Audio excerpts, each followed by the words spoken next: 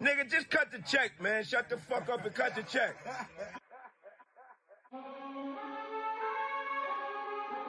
You already know what it is. It's our motherfucking time. Still standing. 3333, motherfuckers. This where we at. You gotta come through and see us first. You know what I'm saying? We started this motherfucking shit over here.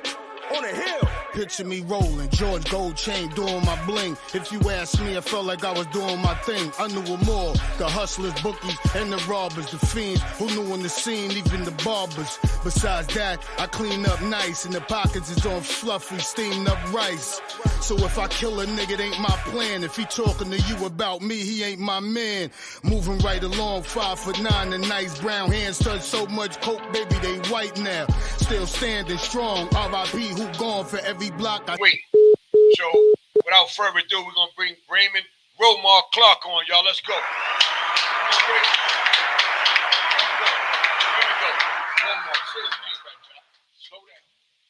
Oh, you done messed his name like 3 times. Okay. What's up, John? What's up, bro? How you feeling, my brother? Okay, Ray. Hey, welcome to the show. Okay. We're here. Yo, you get titles. Yes.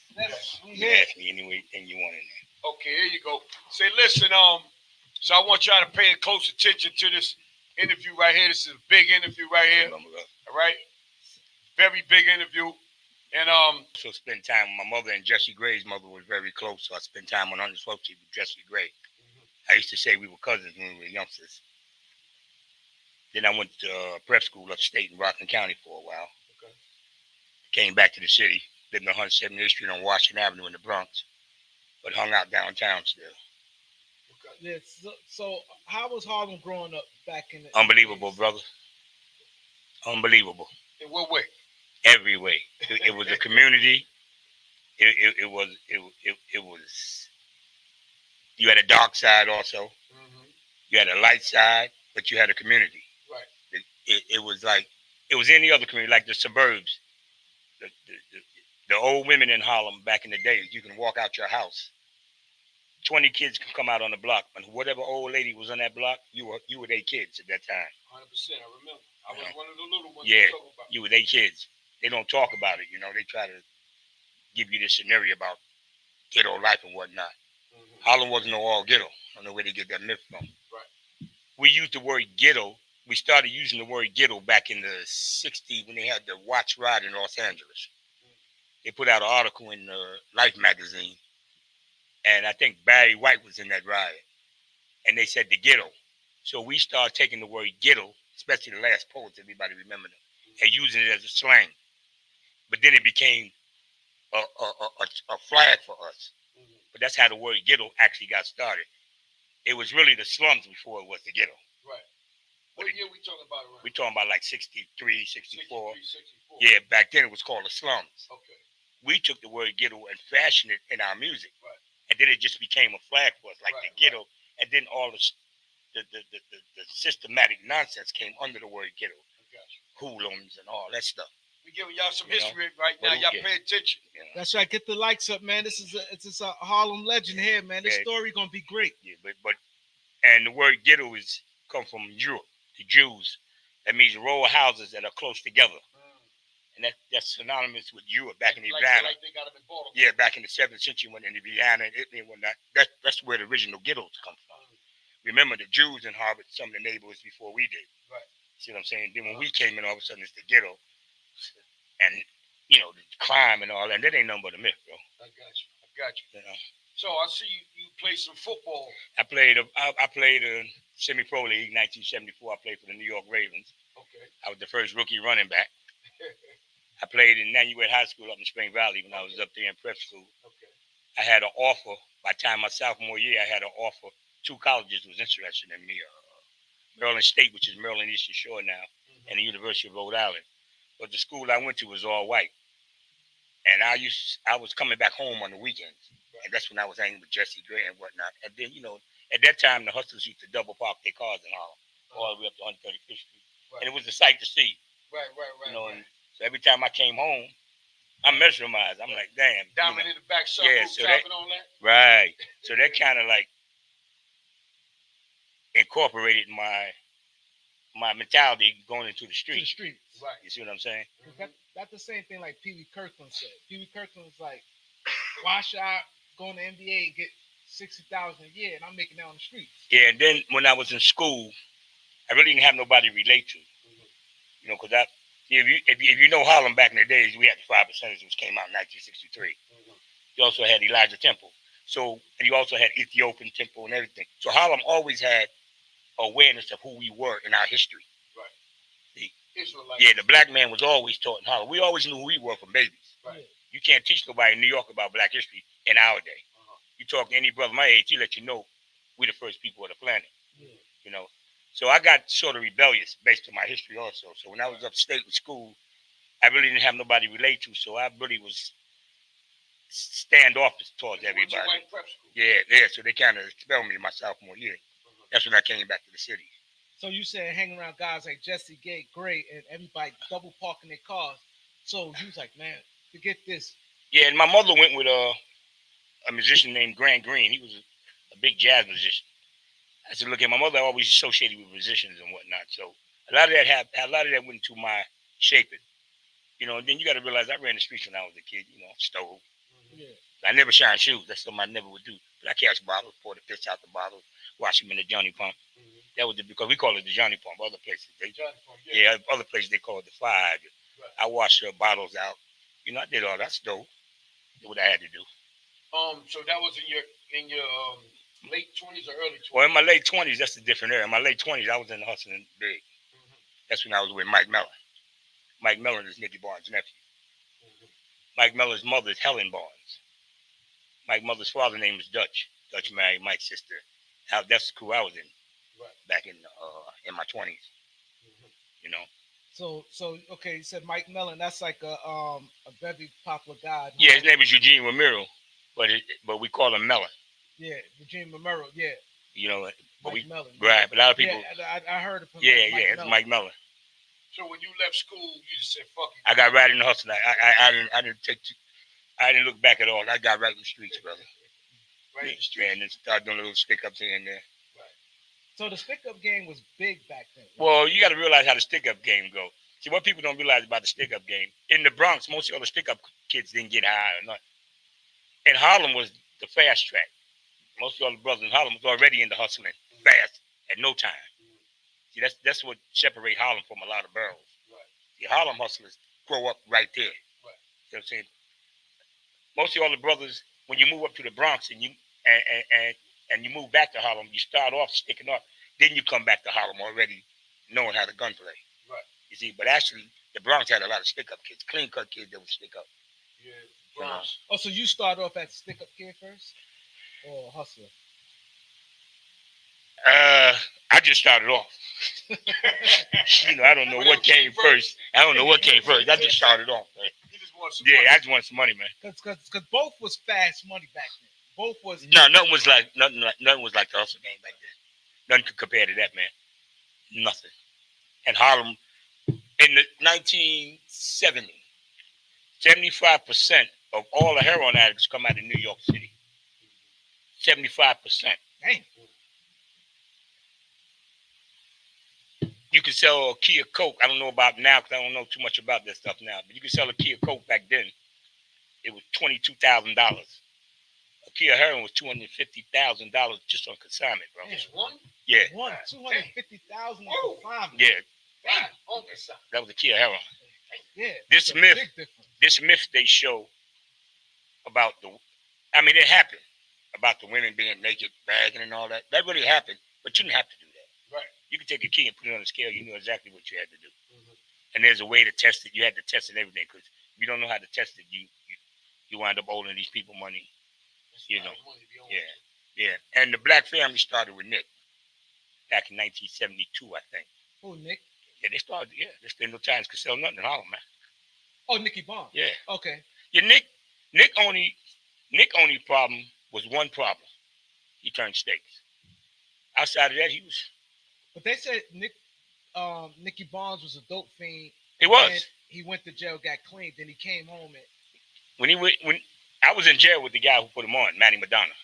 We all, Maddie McDonald. yeah. Yeah. I know Maddie. We was all in Lewisburg together. From the Lucchese family. Yeah, He's the boss of all of us in Lewisburg together. So I used to talk to Maddie every day. Right.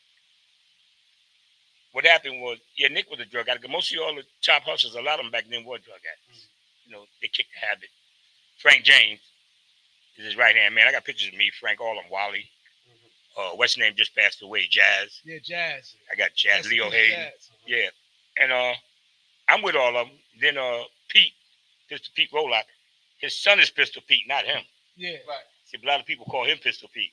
But Pete was on Nicki Barnes' first case. He got 7 to life out of that case. When he came home, he got with us. Mike Bell and us. It was me, Mike, Heartbeat, and Pete. You know, and we patrolled Boston. We had the Mike had the biggest black-owned building in Michigan, under 2 apartments. We had Eddie Mustafa, the light heavyweight champion. We had him. Pete put money up with, I think, Underwood to start Keith Sweat off. Y'all read about Underwood. That's my man, man. That's my man. I mean, Underwood's close. So I'm glad we have like an OG. Get the likes up, man. This is This is a history. big story right This here, is man. big. Y'all know how to beat 139. Y'all know how we do. Y'all already This know. is a triple OG right here. Triple OG. Like before you came, Raymond, right? Me and Doc Say Romar, because if everybody No, listening, no. they know who Romar Raymond is. Romar. Just say Romar. Let's They say know. Romar, right? Romar, before you came, me and Doc we was talking a little bit, and we was telling everybody, you know, we got a triple OG, a real triple OG coming in, and we ain't never had nobody come in the show with the type of interview we doing with you today, man. Yeah, So thank you, brother. You just made history of the Thank you. B139. Yeah, definitely. He 100% right. I want to ask you before I forget.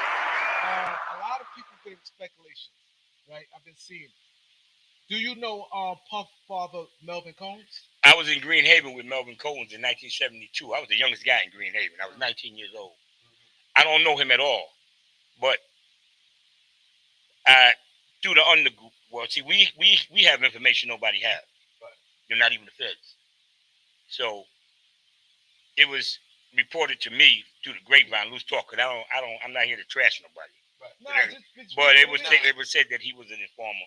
I heard that. So they killed him, I think, in 74 and dumped his body in He got Central killed Park. in 72. 72 was it 72? The person who they say on the underground was a tall brother. He was a good brother. He was in Nick's crew. You know, the poster. Right. I heard about that. I just want to make sure. His name is Melvin Combs. Melvin Combs, because I heard that he was an informant. That's why. Yeah. That's been known. Yeah, so Yeah. this is big. That you know, what I mean, people, right here. this is what I'm saying. You Pay attention. Pay attention. Yeah. You know So what look, I'm who was your crew back then? I had the same crew. We don't switch crews. We stayed the same. Me, Mike, we were all together since we were youngsters. Okay. Me, Mike, and Heartbeat. And then Pete came in later on. Heartbeat. I remember Heartbeat. I was a little Timmy kid, Smith. I think he had game I was in moves. Otisville with No, he had the high feet seafood on 7th Avenue. right. Heartbeat Didn't he seafood. have I was in Otisville with Heartbeat. He had he had a Thunderbird white with a red top. It was the red top. The Remember Heartbeat. Yeah, They had a place on 141st Street on 7th called Heartbeat Seafood. Mm-hmm. You know, he had that. Yeah. So you said you got in where you fitted, sticking up, hustling. Which one? Well, I didn't really choose the path I got. Okay. I was on the rock back in early 70s. And I always had a good bam game, you know? Right. And I used to watch my man's back because he was, you know, Harlem Bronx kid, man. You know, got all the Brooklyn in there, so you know how Brooklyn is. Yeah. So I used to watch Ronnie. Ronnie was Mike's half brother. So Ronnie always said, "Hey, roll, man." Ronnie who? Her name was Ronnie McKissick. Okay. And on my block, when I lived on my mother's block up on 168 on Nelson, I sort of like was being the big brother. Even though I was a youngster, I was still a big brother to the cats. I was doing all the fighting for them. Right. So they always used to say, "Roll, my man, them cats downtown, they're like you. You're gonna make it." You know, I'm used to being, I'm an individual, man. I'm like, man, I ain't trying to be with nobody, bro. Yeah. You know. And when I went to the Rock, we was in 3 block, me and Ronnie. I used to watch you back. He always said, "Hey, bro, I'm gonna introduce you to my man. You're gonna be on." One day he came to my house, knocked on the door. That was it, man. That very first day I went downtown on 12th Street. We were youngsters. We were doing scrambling there. Met Mike. Never looked back since, man. Scrambling. Yeah, that's Old school hustlers called Yeah. scrambling. Scrambling. I got to learn this stuff right here. We talking some real history, man. Yeah, and I never looked back. So see, back then it was a lot of like players. So Melvin Combs, he was in Nicky crew, right? I don't know what crew he was in. I doubt it, because I never got anything about him being associated with Nick. Cause He might have been, but I never got any information about him being associated with Nick. I watched Nick's back for 1 month. Nick had a place called Jagazy's. That's on 17th Street, right on Lenox, right across from Millbank. And that was the spot. Right. We used to go up. But at that time, Nick was like a hero to us. Mm-hmm. So I used to like smell his drinks and watch his back. So his big bodyguard, Big Smitty, came over and said, "Man, y'all have to get off Nick." So when they talked, you listen, you know. Right. So I got off Nick. But about a week later, they came back and said, "Romar, get back on Nick's back." Uh-huh. I watched his back for a month in the Jagazy's and the Torian, a place called the Torian too. Uh-huh. You know, so I went to court for him one time too. Drove back with him, you know. Right. So what year did you get transformed into Hustling World Full Throttle? Let's say 1977 turned me out completely. Right. What you mean to turn you out? That's when I didn't look back. Right. Yes. I just like full So you fledged. formulated your own crew, or you just No, I stayed with my crew. stay with the crew? Yeah, because I got locked up in '77. I was up in Attic. I came home in '80. Uh-huh. Mike and them came to pick me up. By the time I came home, I was seasoned now, man. That was it. Right. So you was ready to go. I went. I'm not ready to go. I went. So how was the Hustling World comparison back then till now? Two different worlds. You couldn't find a rap back there. At all? Nah. So it was cold, it was rules. You never hear nobody my age come to you, or any brother out there come to you back in when you all were kids, back in the 60s, 70s, early 80s, that said somebody ratting on them. You never heard that? Never. Somebody ratted back then. Why? We were men. They had codes back then. We were men. Right. We were youngsters, but we wore suits. We dressed. We were men. So, we looked at ourselves as professionals. We looked at ourselves as professionals. Right. You know? So the Italians ain't had nothing. We didn't give a fuck about the Italians. We didn't care about the Italians and nobody. Man. Right. That myth about the Italians are tougher than black. Why they say that? Because that's how they look at it. That's what they raised on. But if you look at black history, you look at the warriors that come out the motherland. Mm-hmm. How they tougher than us? When the Nubians chopped off Augustus Caesar's head and sent it back to Rome. Anybody know that? Right. They don't talk about that. Nah. But I do. See, I talk about what they don't talk about. That's what I'm talking about. That's why you here. Yeah. Yeah. But nobody ever talked about it. The Nubians cut his head off and sent it back. Augustus Caesar cut his head off and sent it back to Rome. Mm-hmm. They tell them lies about Hannibal. Hannibal went up there with elephants. So how we can't fight today? Right. Why are we the most fit? When we the heavyweight in a boxing ring, we the heavyweight champion for how long? Right. We the top running back for how long? All the time. We the number one ball player for how long? All the time. So how is it that we can't fight? How is it that the Guineas, which we call them, right, got something that we don't have? How are they tougher than us? I ain't never respect that. But they was like you said Matty Madonna. He became the head of the Casey family. They was more the supply. No, I'll tell you that in a minute. What they don't do is they don't talk about who control what and who respects money. See, we ran the streets. Mm-hmm. The Jews and the Irish ran the docks. The Italians ran that. Right. Okay. When Nick came up, Nick said no more consignment in Harlem. We'll buy from you. Mm-hmm. I'll be the supplier. Manny actually taught Nick a lot of stuff. Mm-hmm. Right? What they don't talk about is the Italians they make it seem like the blacks and the Italians was always fighting. Caller. They make it seem like the blacks and the Italians was always fighting, but they don't ever show that the blacks, the Italians, and everybody that understands money. Right. That we didn't have no problem because we all understood money and we all had our thing. Right. Now, some of the beasts were people that owe, like when you watch the story of Bumpy Johnson, somebody that owe money, something like that. Yeah, but that didn't go on like that. Yeah. Right. You have a caller. Caller, what's up? You here with Raymond Romar? Hey, what's going on? How you guys doing, man? B139. Hey, roll your boat. Romar. Caller.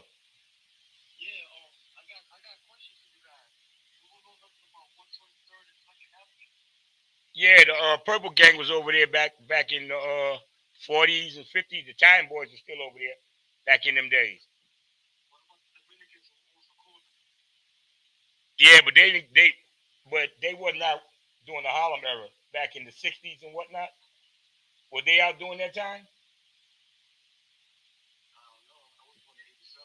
No, my era is 60s, 70s and whatnot. They probably they probably came right, but it wasn't even that Dominicans in New York during that time. The biggest population on the east side was the Puerto Ricans. They started flooding in 1947. Okay, my brother. Thanks, appreciate you calling, man. Appreciate it. Appreciate you. Yeah. Definite, man. Shout out to the caller for calling. Yeah, I like that. But that's great history. You know what I mean? So you said something very important. You said the Bumpy Johnson era. I know that. Okay. Before Nicki Barnes. Well, yeah, but Bumpy really wasn't in the street for a long time. What do people don't know about Bumpy? Bumpy did most of his time in jail. But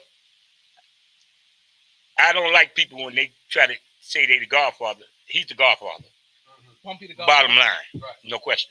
Right. Why I say that? You had black gangsters in Harlem. You had back in the early 20s, you had what they call the San Juan Hill gang. These were black dudes that came back from World War I that fought with Teddy Roosevelt. Right. They took that hill in Cuba called the San Juan Hill. Uh-huh. When they came back, they was in Chelsea district over there, right? And they formed the black gang called the San Juan Hill gang.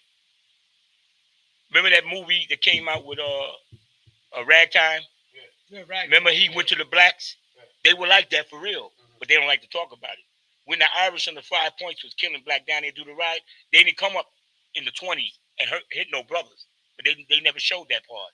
So all they showed was pulling black dudes off the stagecoach and killing them. So you get the impression that you was killing us. Right. You see? But no, they had a gang called the San Juan Hill gang. And they were on the ground, but they were nothing to play with. So we always had gangs. They just ain't had that dude. Bumpy was that dude. Right. He was the first one to actually oppose the Times. What happened was Bumpy was in Clinton. And I think the Irish and the Times never really got along. So I think they wanted to get in Luciano's ass. Bumpy wrote Shotgun for him. Said, I got your back. But this is what I want. Because at that time, the Times was trying to take the number game. Yeah, I remember. So Bumpy said, no, I want my section of numbers. Luciano said, okay, no problem. So when he got it, the Times said, nah, man, you get this nigga, blah, blah, blah. That's when Bumpy said, man, blah, blah, blah. But they went to Luciano. Luciano said, no, don't touch him. Right. But they didn't care. And they tried to get Bumpy. And that's when Bumpy showed you who he was. There you go. So and he's the Godfather. We're the last stage of the Bumpy Johnson era. Yeah, because it started from Bumpy. Yeah, no question. So what about Frank Matthews? Okay, Frank Matthews was an individual hustler. He was like silent, but he was one of the first black dudes to have a caravan coming from the South American country over to America and go. Frank Matthews. But he was more silent. I think he stayed mostly, if I'm correct, he might have stayed in Brooklyn. How he got locked up was he was coming in early in the morning and some white lady, I don't know if it was Staten Island or Brooklyn, in one of the houses, had a nice big home. And he was coming in like 10 o'clock, 11 o'clock. And this white lady knew that people that work don't come in that time. No black dude at that time in that kind of home. Right. And put the heat on him. That's how he got knocked off. Now they say he skied up with 20 million, 30 million, right? Me, I look at it like they really knocked him and took his money because at that time, you might have to have some Italians and some whites to help you move out. Right. But a lot of people say, no, nothing happened to him. But my guess is I think they iced him, but I could be wrong. But he was an individual hustler. What about you know anything about Frank Lucas? Cold Punk. Had a 2-year run in Harlem, that's all. 2-year run. 2-year run, that's it. He's from the South. So they make him more than what he is. South Carolina, North Carolina. I think South. He moved to New Jersey. Right. The dude that set everything up was called Ike Atkinson. Ike Atkinson was the one in Vietnam. Right. A lot of people don't know about Ike. little dude with an English, a black dude with an English accent. He's down in North Carolina now. He got a book out called. They portrayed him in the movie. They made him like he the biggest thing in Harlem. Nah, it wasn't him. No, they made the dude with the accent like he was. Nah, listen, let me explain. This is true. Okay. The dude name is Ike Atkinson. Okay. Ike was the one that orchestrated all that. The feds got on top of Ike, so he couldn't come back. I think Frank Lucas was messing with his sister or something, so he put the work in Frank Lucas' hand. It's just common sense. If you got that type of work during that type of time, you're going to blow up. Right. It's a 2-year run. When he had a 2-year run? Yeah, that's it. Real flamboyant. 2-year run. Never no gangster in Harlem. Never. Not even from Harlem. I don't know where they get that myth from. I met his brother when I was on Rikers Island. His brother name is Larry Lucas. Very nice dude. Okay. As brother, very nice dude. Named Larry Lucas. Straight up everything. Yeah, they had a thing about it saying that the Southern boys, like the Southern boy came from the South and they took came over. Came and took over some more bullshit. Like what? What did they take over? Who was bigger than Nick? Who was bigger than Jesse Gray? That's right. Who was bigger than Raider Man? We had hustlers, Raider Man, Jesse Gray. Yeah, Jesse Gray's big. Yeah. Back in the who was bigger than? You had guys like Slim Humphrey. You don't talk about. You had Watusi and Goldfinger. I think the Titans knocked off back in the '60s. You had Raider Man that was good with them dice. Shoot at the Paradise Bar over 110th Street on 8th. Right, so we Good talking them. about the 60s. Yeah, '60s. We had guys they don't even have. You had Kurt and Pee Wee. What you ever heard of a dude named Freddie Brown? Yeah. From uptown? Yeah, from the Bronx. Had the orange Cadillac. I thought Freddie Myers. Freddie Myers. No, I know about Freddie Myers, but they got a dude named Brown too. Yeah, Norman Brown. No, Fred, you got a dude named Brown too out the Bronx. Yeah, Oh yeah, Freddie was like that. I was in Lewisburg with Freddie. Freddie Myers. Yeah, Yeah, the orange, yeah, orange Cadillac with the brown top. yeah. Freddie Myers. All of us was in Lewisburg together. Me, Freddie, Frank James, Yeah, Frank James. BJ, brother Muhammad Gap too. Guy Fisher. I was in Allenwood Who you with talking, him. Brother James? Frank James, yeah. And Donald Rodgers. Frank James is Nick right hand man for real. Yeah. You said who? What's the name? Freddie Myers. Yeah, but I wasn't in his crew. I was just in Lewisburg with him. Yeah, no, I know all the Harlem. A lot of downtown had a lot. Yeah. Of, Yeah, Man, all of them was serious, man. Yeah. So what's your Because Guy Fisher came much later, right? He was in Nick's crew. He wasn't in my crew. Yeah. I don't know him like that. Never really associated with him. You know, just to me, he's just a regular dude. So Guy wasn't as big as people make him out to be. Because the way how it portrayed, like it's like Nicki then Guy, and people saying like Guy just as big as Nicki. No, he was nowhere near Nick. He was nowhere near Nick. I don't know where to get that myth from. He wasn't even bigger than my rappy Mike. You gotta be joking. Nowhere near none of that. He had a flashy name, and guys just took to his name. But he wasn't no real, you know what I'm saying, bro. Right. Oh, he wasn't like that. Come on, man. Hell no. Now I'm just saying, we know like guys. Don't even talk about him because he ain't important like that with me. So he's not the center of this conversation. Right. If he listened, that's his business. But he's not important to me. Right. Yeah. He might be important to them, Yeah. but he's not important to me. Yeah. So his name is irrelevant to me. Right. And he know who I am. Yeah. So I ain't got no problem. No, I'm not saying that, but we always like we He was just youngsters. around the time of your era. We youngsters, we always heard like the way how it portrayed us. They's like, of course they said like the guys like Bumpy and them, but they saying that era there was like. But we're not. But see, this is what we're talking about here. Right. We're talking about the gangsters, not the playboys. There you go. Let's get that. Don't get that Gangsters, mixed you up. understand what I'm saying? Don't get us mixed up with the playboys 100%. and the money. We just talking about the gangsters. So Bump- outside of you and the guys you was affiliated with as being gangsters, who else? You had any rivalries that was like gangsters? You know how that go. That's around or not around. Both. Ain't none of them around. Oh, hey, that's how it goes. It ain't that, man. I don't want to go in detail. Ain't none of them around, brother. Listen, man, it is what it is. That's how the game goes, man. And if they think I'm telling the myth, pull up the records. They seen YouTube. They seen all that. Yeah, but I can't hide them. They know. you Ain't definitely but not one hiding. Raymond Clarke. That's right. Yeah, because we definitely. Romar. Yeah. That's Yeah, right. we I know definitely- Romar is. We definitely saw the documentary Yeah. on YouTube. Y'all need to go check it out.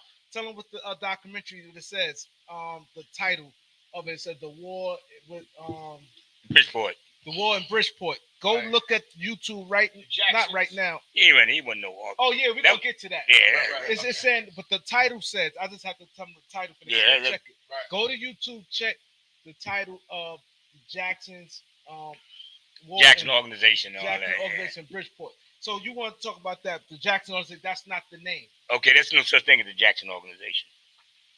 That's some stuff that the feds just put together to get us censored because he's the main informer. In my case, I don't have a bit of evidence.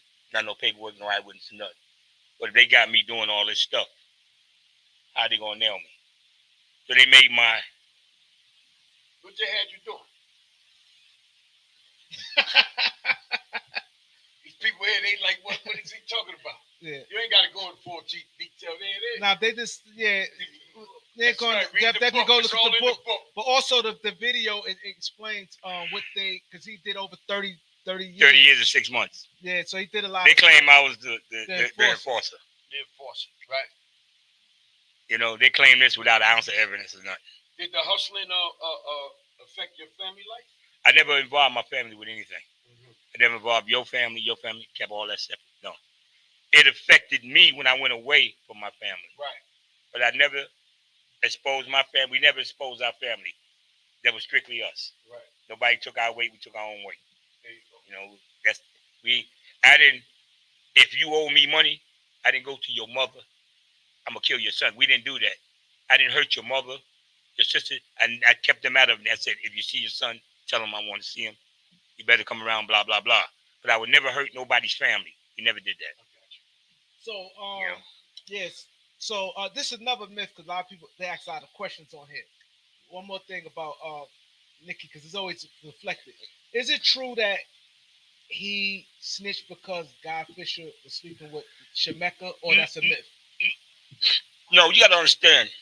And a lot of people, I hate it. I hate to say it. I want you all to listen to it. I hate to say this, man, you know, because it's a true issue.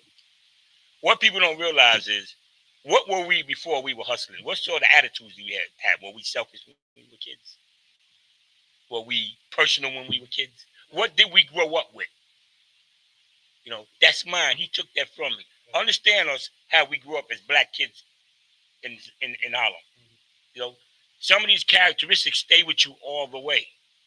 Okay, now let's switch to the hustling scene. We grown men, we're adult, we're dealing with bank. Okay, now the policy, now keep that in mind what I'm telling you. Now the policy is when we sit down at the table, remember, we all got our own agendas, but we have to make an agenda that we all agree to. Right.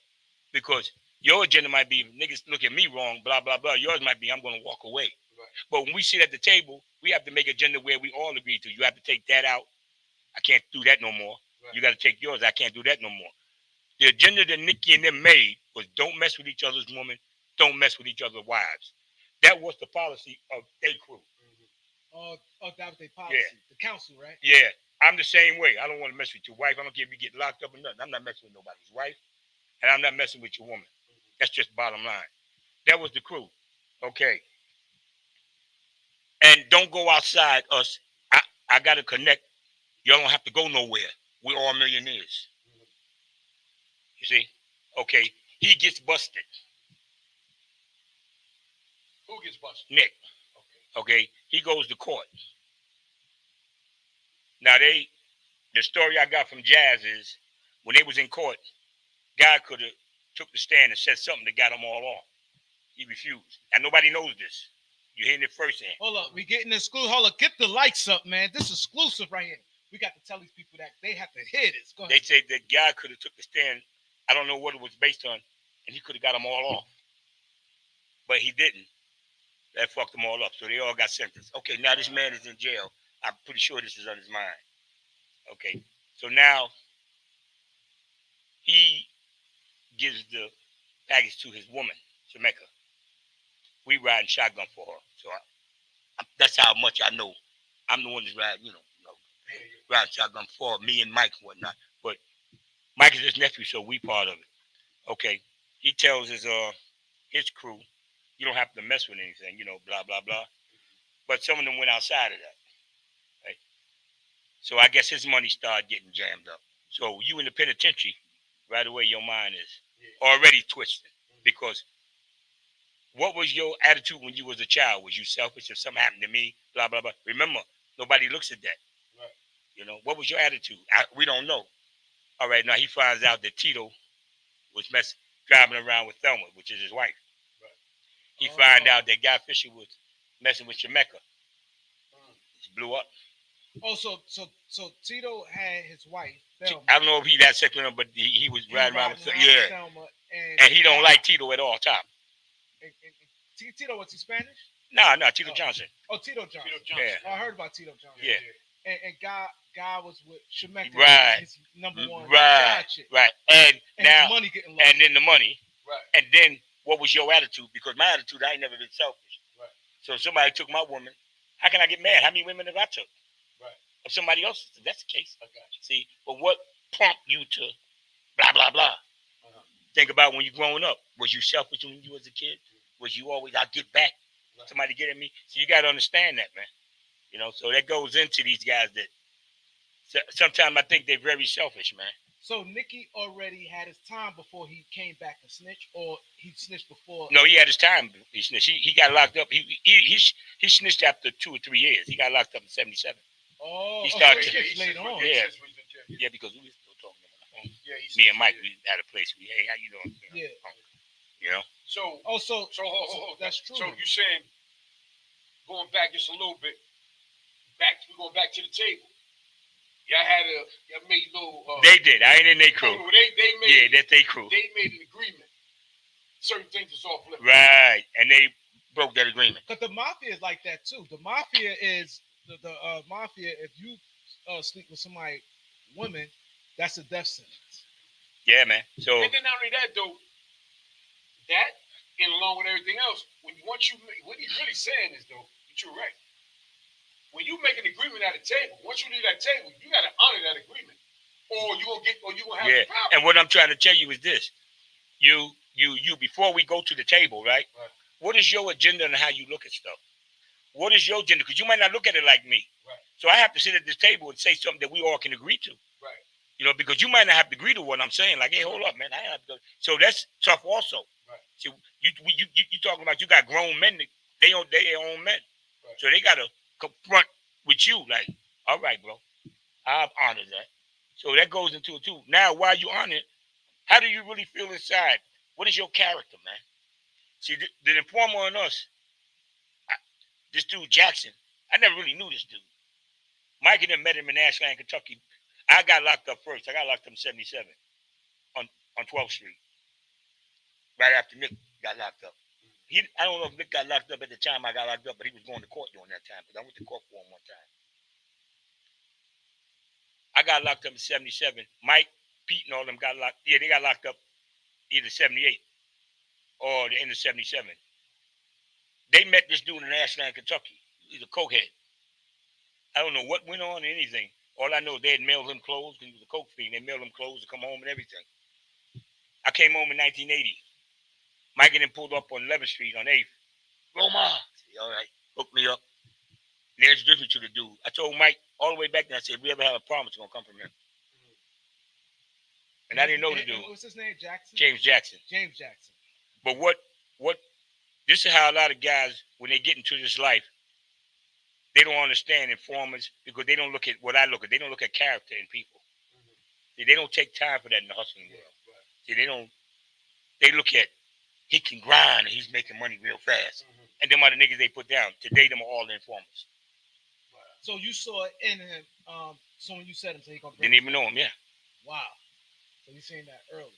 So he gets, now this is the part where I come in Bridgeport. We had Bridgeport sold up in the game. They get locked up in Bridgeport. At that time, they had some old raggedy project out there called the Father Panic Village. Where's Bridgeport? Connecticut. Connecticut, right. Sure. They get locked up in Bridgeport. But they got a witness against them. They call New York. They said something to Mike. Mike comes to me, relay, blah, blah, blah. We go all the way out there. I don't even know this dude like that. Same dude that pointed finger at me. We go all the way out there. Snatch this dude.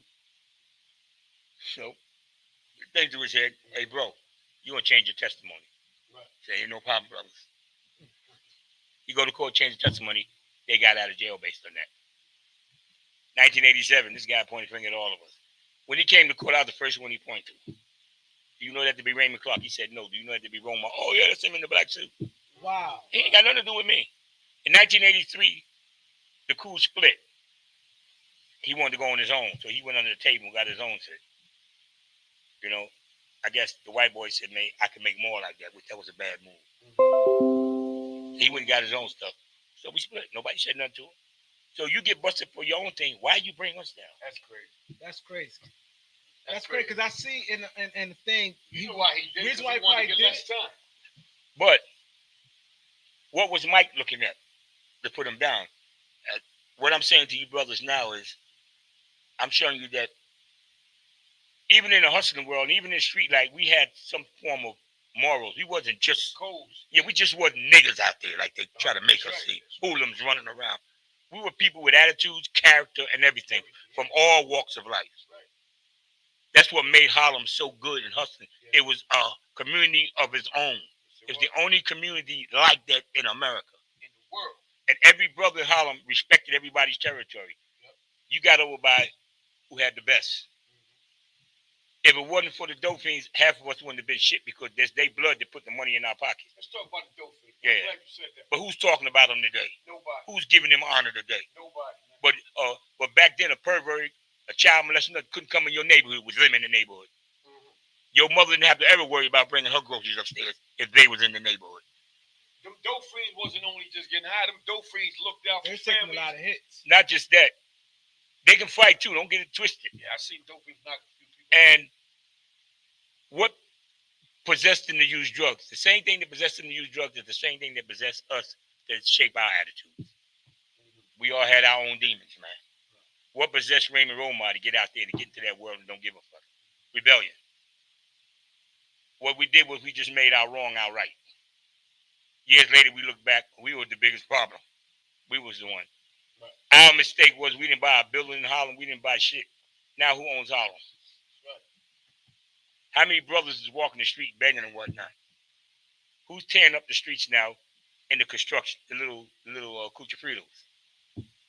Yeah, right. Getting all the contracts. Right. Tearing up neighbors don't even need to be teared up. And what are we doing? That was our biggest mistake, man. We went more with the glamour. Right. Than with the, you know, yeah, man. Yeah, man. Yeah, because definitely like in the documentary that got, y'all definitely got to go check that out. And I'm glad you're talking with me because it's beautiful to see that y'all can vibe in this, you man. Know, see, you're a triple OG, right? And I'm an OG. And he about to be an OG, right? But now, all jokes to the side, right? We know the stories because we were little and we had family members who told us the stories. And one thing about y'all, we remember the stories and we respected y'all. What y'all taught us, we respected and we honored it.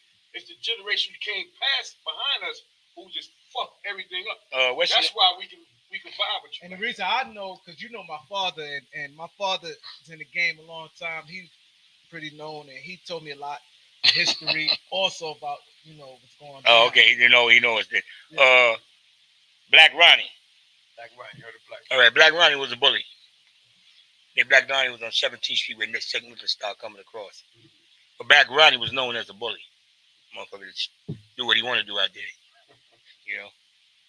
Nobody, no, scared. Yeah. He gets knocked off in a place I think called Reflections. Mm-hmm. Take, that. Don't mess with them. You know? Mm-hmm. A couple other people. Is my thing was, because y'all can read between the lines. My thing was how you come in the door, that's how you come out the door. When I went to prison, I didn't come into prison playing, trying to make friends with nobody, but not trying to get nobody's business, not trying to disrespect nobody. I didn't give a damn about the district, the DC dudes, because they always pile up, but they never bothered us. Mm-hmm. They always said that the younger guys this, but y'all we respect. Why? Because we represented the apple. Yeah. Right. Bottom line, man. We the New York niggas, man. Bottom line. Yeah. And ain't none of you niggas tougher than us. That's how we look at that. But at the same time, Yeah, it's a waste of time even because we trying to get out of prison, man. So you talking about around this time? Not now, but You talking about when I was bitten, yeah. Right. When you was bitten, they respect the OGs, but the young dudes is the ones that had the problem. The DC dudes, yeah. Yeah. Because you know they like hyenas. They travel in packs. Yes, they do. That's how they run. Yeah. You know, but they never talk about the New York boys that put work in, like Black Rob, a big black nigga about 6'3" from Brooklyn. Everybody scared of him. And DC niggas say 2 words to him. He put work in right there on the spot. But they don't talk about it. And then when they ask somebody in prison to talk, they always get some nigga with a scoundrel face. They can't say 2 words of English. You know, you got to get your knife. You know, that's how you got to do it. Then you got to watch yourself. You don't have to do none of that shit if you ain't bothering nobody, man. We was there. Yeah, What you talking about? Got guys graduating from college. I'm one of them. I'm an artist also. I draw. Okay. You got guys graduating from college. You got guys that went to school. You got guys that don't do none of that stuff. So what they talking about? You got guys that don't fuck with no faggots. None of us fuck. We don't even let faggots sit at our table. 100%. But they don't talk about this. All they show you is 7 Mexicans jumped the brother and beat him up. And they put it on TV, so you think the Mexicans are always beating us up. Right. And they wouldn't dare say 2 words to us, man. Nah. So they take a prison in Oklahoma somewhere and show a brother getting beaten up and then put it on the New York station like somebody else got beat up. Nah, it ain't like that. You have incidents where guys do get caught late. That's because they go out there late. But as a whole, New York roll. Roll heavy. New York got some brothers, man. Yeah, definitely have some brothers. Yeah, So- respected all over the place. Yeah. As long as you stuck together. Yeah. So Kept it solid. we saw like also the guy Mark Ryder. That's my co-defendant. Yeah, Mark Ryder, your co-defendant.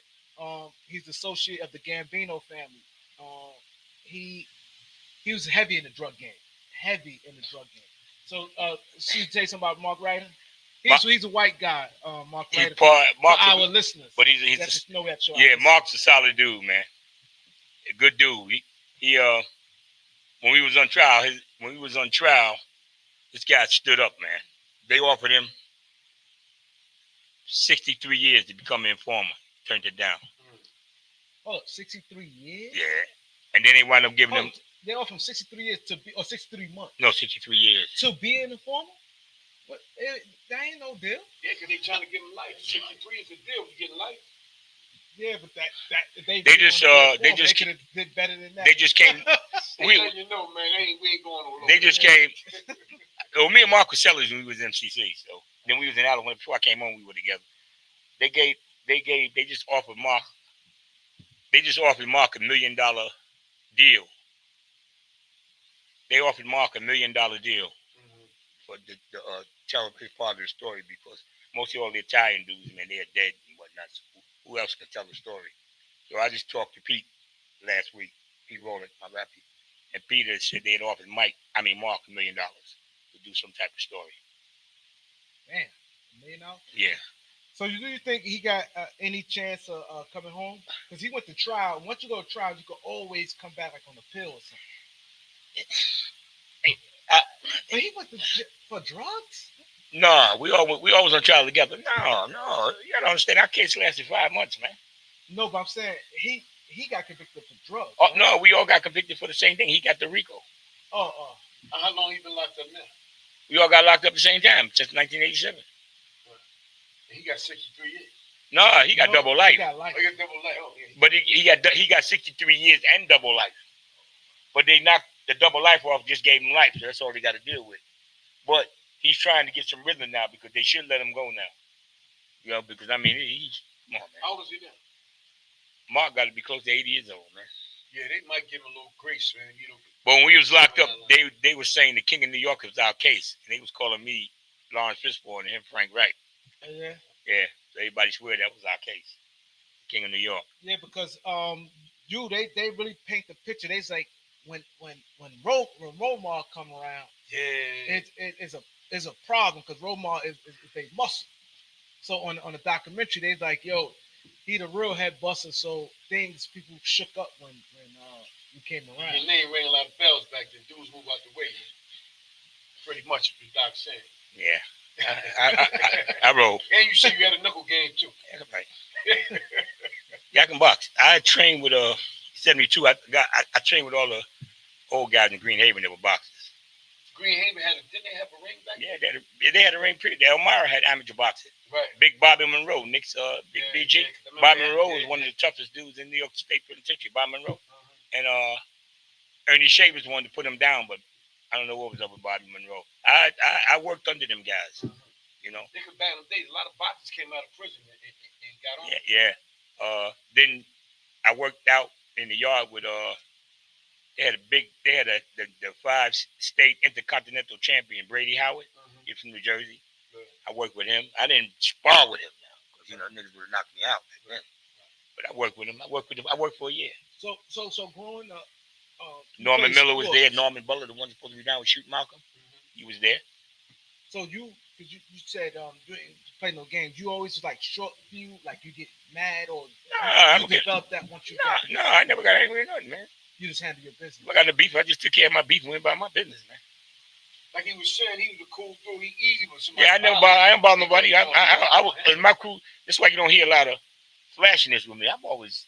Nah, they ain't say nothing flashy about I don't go none of that stuff, man. I don't wear jewelry, none of that stuff, they ain't man. say nothing flashy about you. They was just more talking about, how you don't play no games. Nah, yeah, but I didn't. But that was in my world. You understand this? Outside my world, if I'm with him, your friends, your kids, and whatnot, I was Raymond. But they Ray short for Raymond. I was Ray, man. I wasn't trying to be Romar in that world. You know what I'm saying? I stuck to my world.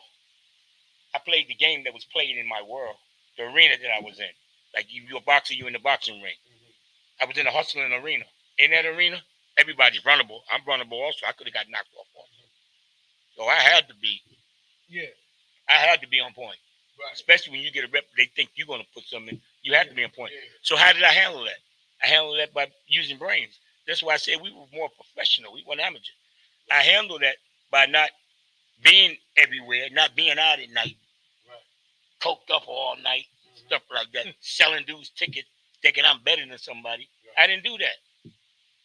What our hand called for at the time, I put in the work when it was called for in the hustling game. Anything outside that, I ain't never did nothing, man. So that's smart. Like you said, you take it in. Yeah. You take it and go home to your family. And then remember, we was out of town a lot. We stayed out of town mostly. I can relate to that. Yeah, we was out. I can relate to that. I can relate to that. Yeah. So I want to go back to the SHAMECCA story, right? Cause it's a little more. So just because our listeners, they like to hear these stories, right? She got killed in the monarch or outside of the monarch? Well, that's deep because they. Because the rumor has it she got killed in the monarch. I know everything, the rumors and everything about that, bro. So, we got to with the real story. It ain't no real rumor or nothing. Yeah. I'm just telling you. Right. On that, let me explain that another way. The feds, right? They work 20 years down the road. So in issues like that, you don't want to mess with. Right. I got you. What you want to do is we sit down, we talk. Right. But you don't want to that. Right. No, I just brought that. I'm going to leave that alone. That's why they always say. When I was a little kid, I heard about it. Because, you know what I'm saying? Because it's the old saying. I used to go to Monarch. I lived on 147th Answer. I grew up on 149th man. Yeah, the Monarch was Fat Stevie and Pete's uncle. Right on the corner. Yeah. Peter Monsanto? Yeah, that's I just talked to him the other day. Fat Stevie, That's Pete and Stevie's uncle that owned the Monarch. You know? Where was the other bar? Dante's on 60th Street. Come on, man. Right up the block on Broadway. Yeah. Remember, I used to go to Devil's Inn, Connie's Ballroom. I used to go to Manhattan Center. I used to go to the Cellar Ballroom when I was a teenager, man. 371? That's in the Bronx? Yeah.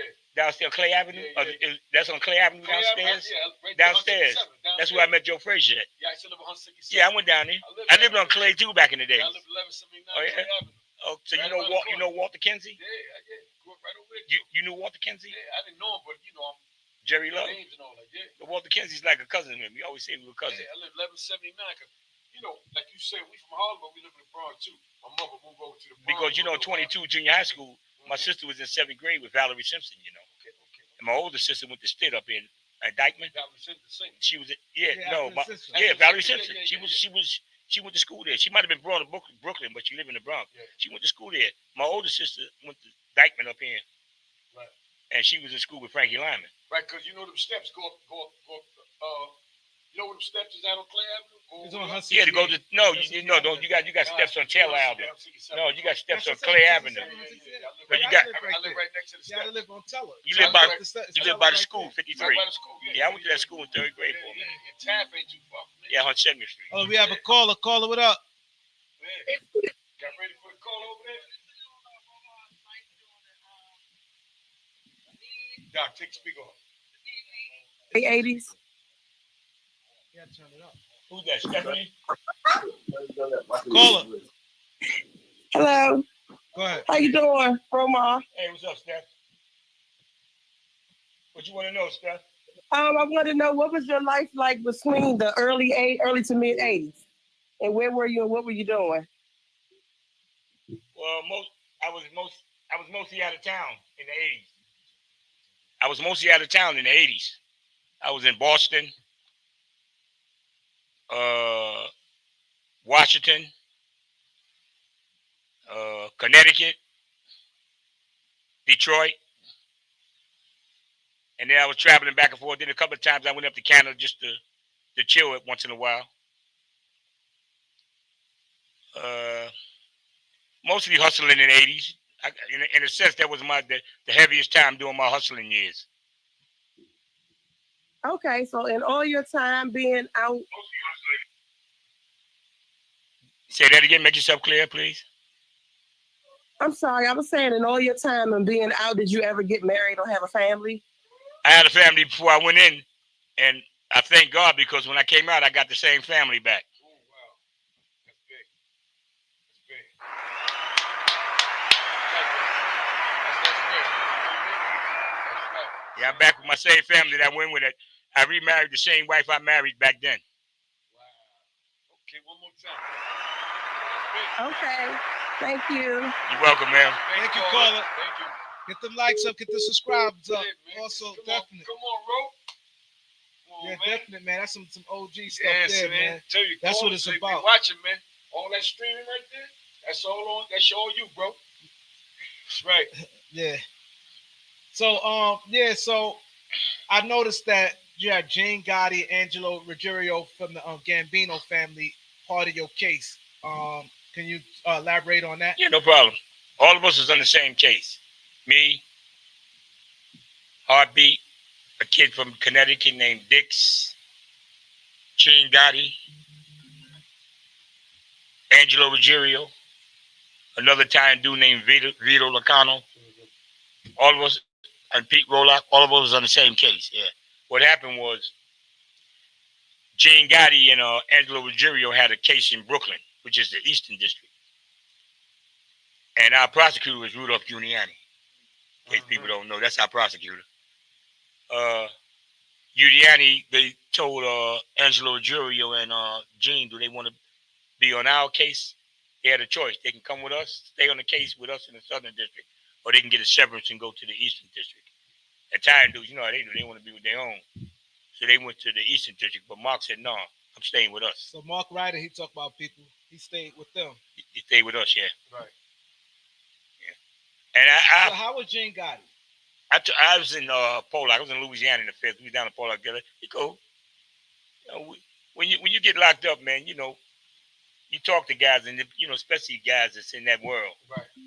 We associate. We talk. You know, we walk the yard. We talk. You know. Hold on, caller, for a second. You know.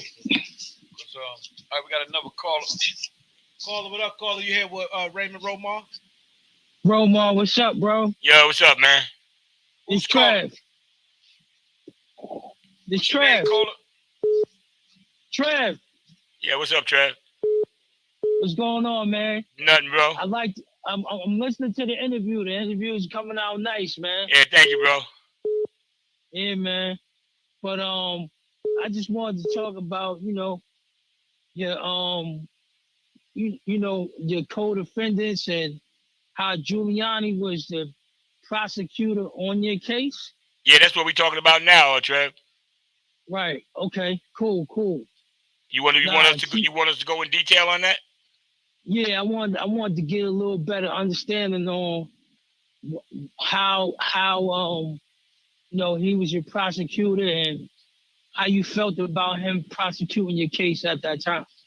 Okay, well, Julianni was hard on Mark because Mark was in John Gotti's crew.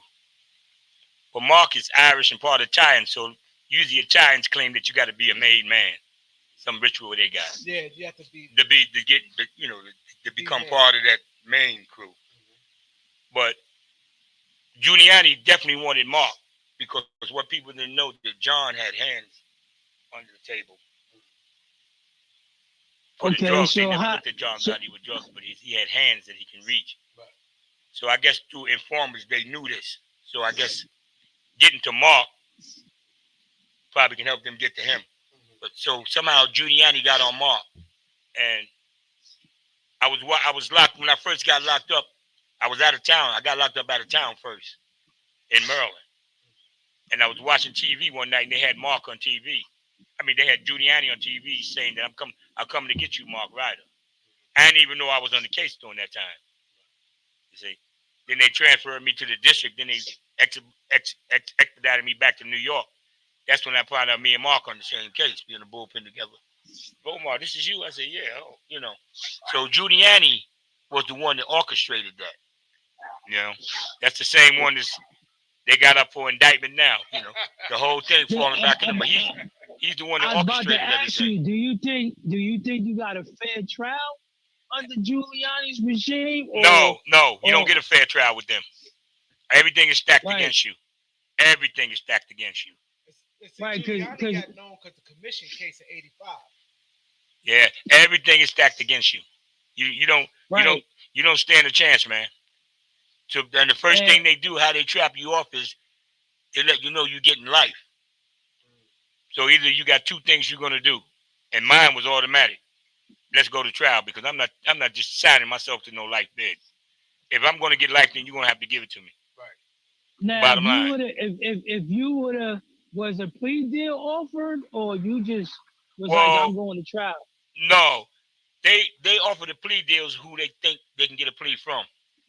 I was on trial for a body charge down out of town, and for a year I didn't do no talking. They claim, I put in some work on somebody, but I never did no talking for one whole year. The reason why I didn't do no talking because I had a lady lawyer. I said, am I guilty? She said, no, they have to convict you as long as you don't say nothing. So for a year, I never talked. So the feds already knew the information when they brought me back up to the Apple. So they said no sense in talking to Romar because he's going all the way. So what you got convicted on circumstantial evidence, or they had real evidence? Well, they had evidence. They just didn't have no eyewitness evidence for me. With me, it was all word of mouth. Right, so that's what I'm saying. Like, they convicted you just on word of mouth. They ain't have no circumstantial evidence, right? Nah, but what they do is, you got to understand, the feds can make a character in court out of you. Right, that's what I mean. Like, they don't have to have circumstances. They don't have to have hardcore facts. All they have to do is paint a picture to the jury that you're a monster or whatever the case may be. Yeah. And they don't necessarily have to have... But not any jury. Talk about how... But hold up, Trev. But let me explain something to you. They can do that, but they can't do that with any jury. See, they get what they call synonymous juries. These are people from different places.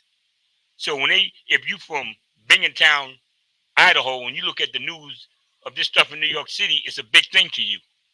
See, you got to understand, that's why they get synonymous juries. That's why they protect the jurors when they finish. They got to take them out secretly, put them in vans, and take them to a designated place. So that's how they do that. It's the game they run. You got to understand how they fabricate this game. So with you, how many bodies they try to put on you on that case? I think I got about 6. They put 6 bodies on you? Yeah. And you beat them? I didn't beat nothing. I got sentenced. Got sentenced. Yeah. I know you got sentenced, but I thought you got sentenced for the drugs. No, they gave me they gave me a 840 something, not 848. They gave me distribution and whatnot, which was illegal because nobody ever charged me with anything. I got 50, I got 20, for the bodies, 20 for the drugs, 10 for the conspiracy, and 10 more in the state running consecutively. And the reason why they tricked me up in the state, right? Because when I went back to the state, all the witnesses were still there. But I had 2 mistrials. But I didn't want to take a chance. Because I already was going to court in 3 states, Maryland, Washington, and New York, at the same time, fighting bodies. So Caller, you still in? Thanks, caller. Yeah, I'm Appreciate still you. here. Thanks, man. Appreciate y'all, brothers. Y'all keep doing your thing, man. Definitely appreciate you, bro. Definitely, Okay. man. We definitely the callers calling in, man. We appreciate you. Sorry, other callers should have held on for a minute. I have a lot of callers. Yeah, this is real big education here, man. Like, because back then you under old law of 65%. yeah, So that's a good thing. but then again, no. It's only a good thing if you got 2 or 3 years. If you got 50 or 60 years,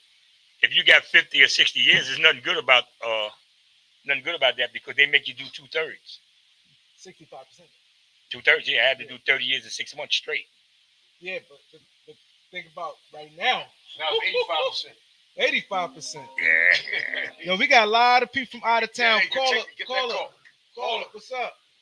Hey, yo, this is Numbers, man. I'm trying to speak to my brother Romar. Yo, what's up, Numbers? How you doing, man?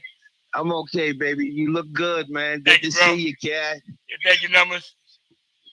Yeah, man. Go ahead, Numbers. Ask what you got to ask, my brother. That's one of the... Yeah, basically, I just wanted to talk about, man, I'm good, man. It's good to see you, man.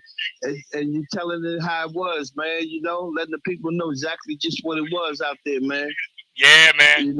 Yeah, we got a lot of phonies that slipped in through the back door just getting paid.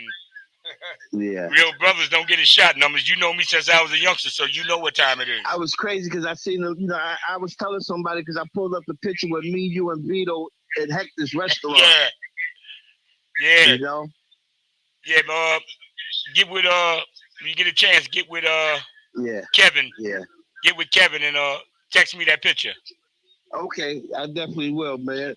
I'm gonna let you go. I'm gonna get right back, man, because everybody calling me, man. They talking about this here, talking about you right now, man. Do you got any questions? Hey, Numbers, you got any questions you want to ask? Basically, I was there. I lived it. All right, brother. Right on, good brother. I lived it. I know what it was. Right on. It is. You know what I mean? Call it. Give a shout out to the beats No also. doubt. No wow. Thank you, caller. Thank you. Yeah, definitely. Thank you on that, man.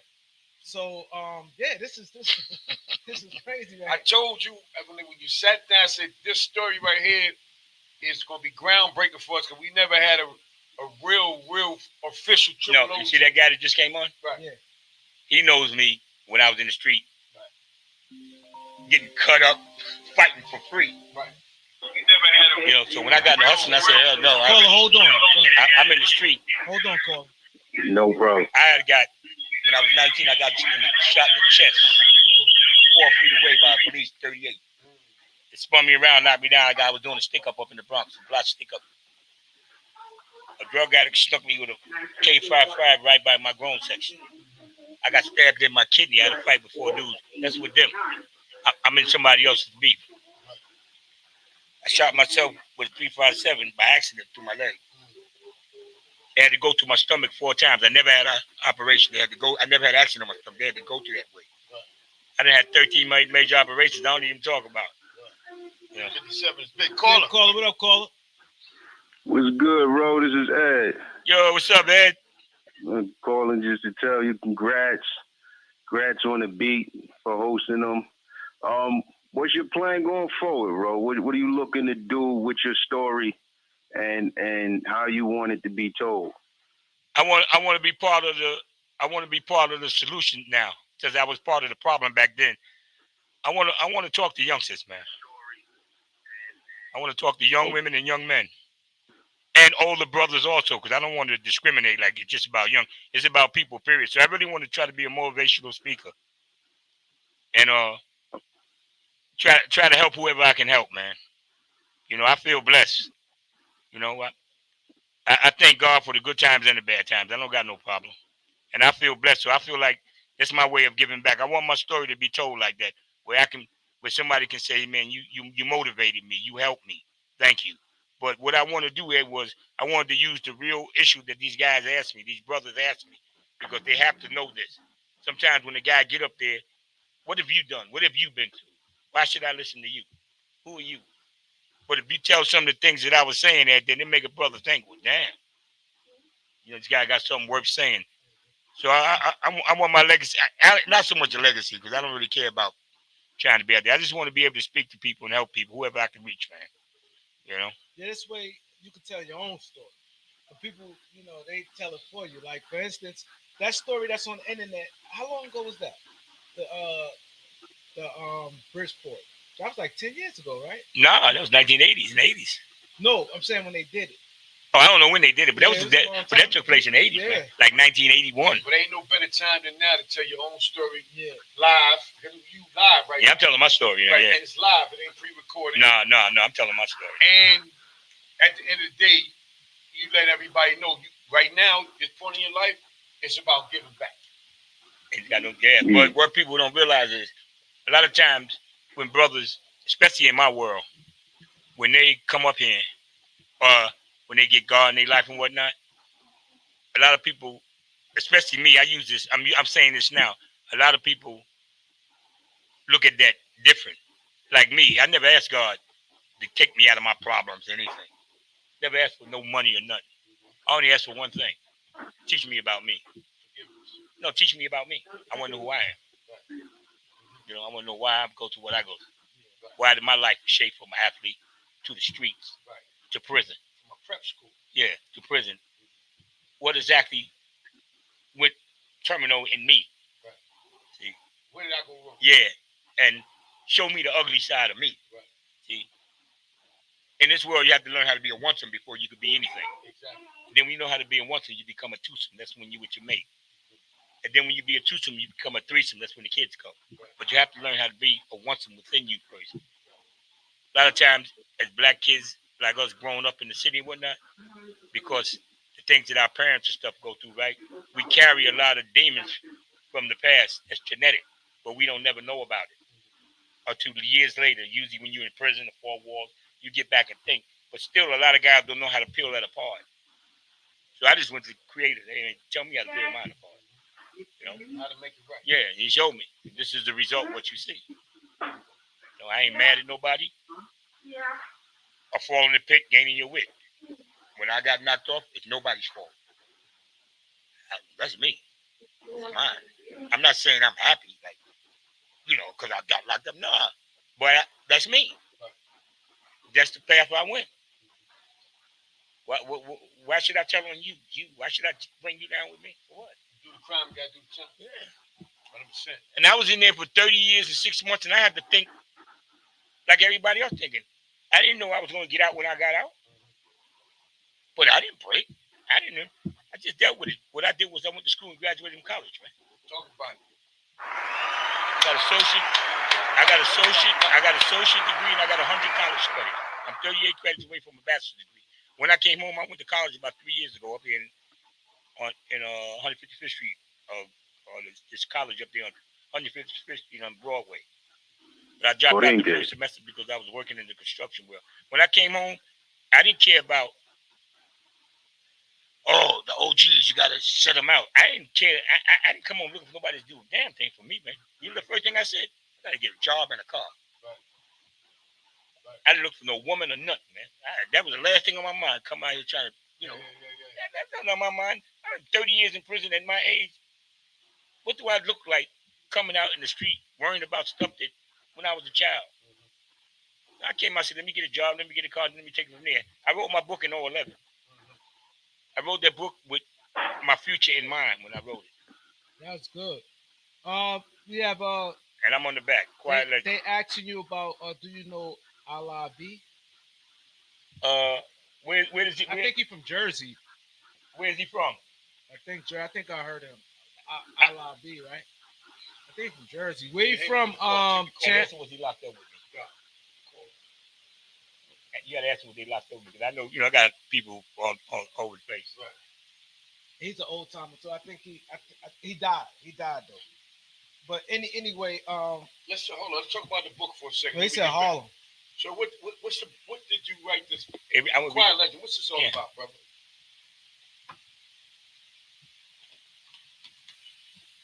Read this right here. Yeah. This book illustrates a time in Harlem that has come to pass, yet the mindset and culture of this time period in Harlem, and never told in detail of what it really was in the fast lane or hustling world, nor the relationship with the community. I am describing my mindset as well as my views and state of mind. As I explain these issues, I pray that the message will be taken. The pre-50s, 60s, and 70s and early 80s was a time in Harlem that was indeed legendary. Yeah. See, we're not legends. I use the title legendary not because we're legends. The time period in the community was a legendary period. Remember the Apollo? Back in the 60s, they had back in the 60s, they had what they call Harlem Cultural Festival. Mm-hmm. Every summer, top groups would come to Mount Morris Park, Gladys Knight, Stevie Wonder, all the top, and put on free shows. Put on free shows. Right. A lot of people don't know that was in the 60s. Yeah. We had my mom was going to that stuff. Yeah, we had a black station called. It came on channel 13. LIB? No, LIB was just our radio station. Right. It was called. It came on channel. Right? No, this came on TV, channel 13. Okay, gotcha. And the guy on 33rd Street, Alex Hazlett, used to run it. Mm-hmm. And we had the Last Poets, who was rapping back then in the 60s in Harlem. A lot of people never realized that. It was a cultural time, man. You know, not just that, the Apollo was cultural. That's right. You know, now. Game room on 25th Street. Arcade, Penny Arcade. Yeah, that was there. Yeah. You had that. You had Connie's Ballroom. Renaissance. Yeah, you had but the Renaissance was more for like the older crowd. Cause I was a teenager back then, so we didn't, you know. I know the Renaissance. Yeah, we went to the Devil's Inn. Okay. The Branca Show place on 55th Street. Mm-hmm. In the Bronx, they had Loveland. Mm-hmm. They had years later with 371 where you go downstairs on Clay Avenue. Mm-hmm. They had that. They had it was on 160th Street, right, and down the block from the 42nd precinct. They had a dude out of Harlem. Fat Lenny used to run it. You ever heard of Fat Lenny? No. Well, Fat Lenny was a hustler, but he was one of the dudes that opened up all the spots. Excuse me, what's spraying? The dance. Mm-hmm. The dancing. Mm-hmm. Fat Lenny. He'd open up Manhattan and he'd give the dances. Right. We had that. We had and then you had a lot of house parties back in the day. I mean, they were the thing back then. Yeah. He had all that, man. You know. Ask some more questions.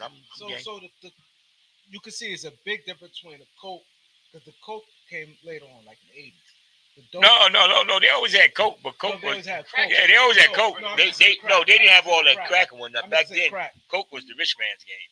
Back in the day, you know, the coke was for the brothers, the conservative brothers, and then it was cut where you didn't have to really blow a lot, like back in back then in the 60s. I didn't mess with it until the 80s, but in the 60s and 70s, I started. I hit it a couple of times in the 70s, you know, but that wasn't really the. I mean, they was the coke hustlers had money now. Don't get it wrong, but that was for the top dudes, entertainers. Yeah, the coke was so strong back then. You had to cut. And it was strong. You didn't have to, you know. You had to cut because it make your nose. Yeah. That shit was but the drug in Harlem was heroin, bro. Yeah. Heroin got big after 1947. What happened in 1945 in World War II? In the 40s, they started administering morphine to the soldiers. Mm-hmm. You know, over in Europe and whatnot. When they came back after World War II, by 1947, they started depending on heroin hits, the GIs in the streets. Yeah. And then it just worked its way up to Harlem. Yeah. And then it just became a fashionable drug. Yeah, the coke game didn't really service until like the Bumpy Johnson days, right? Before that?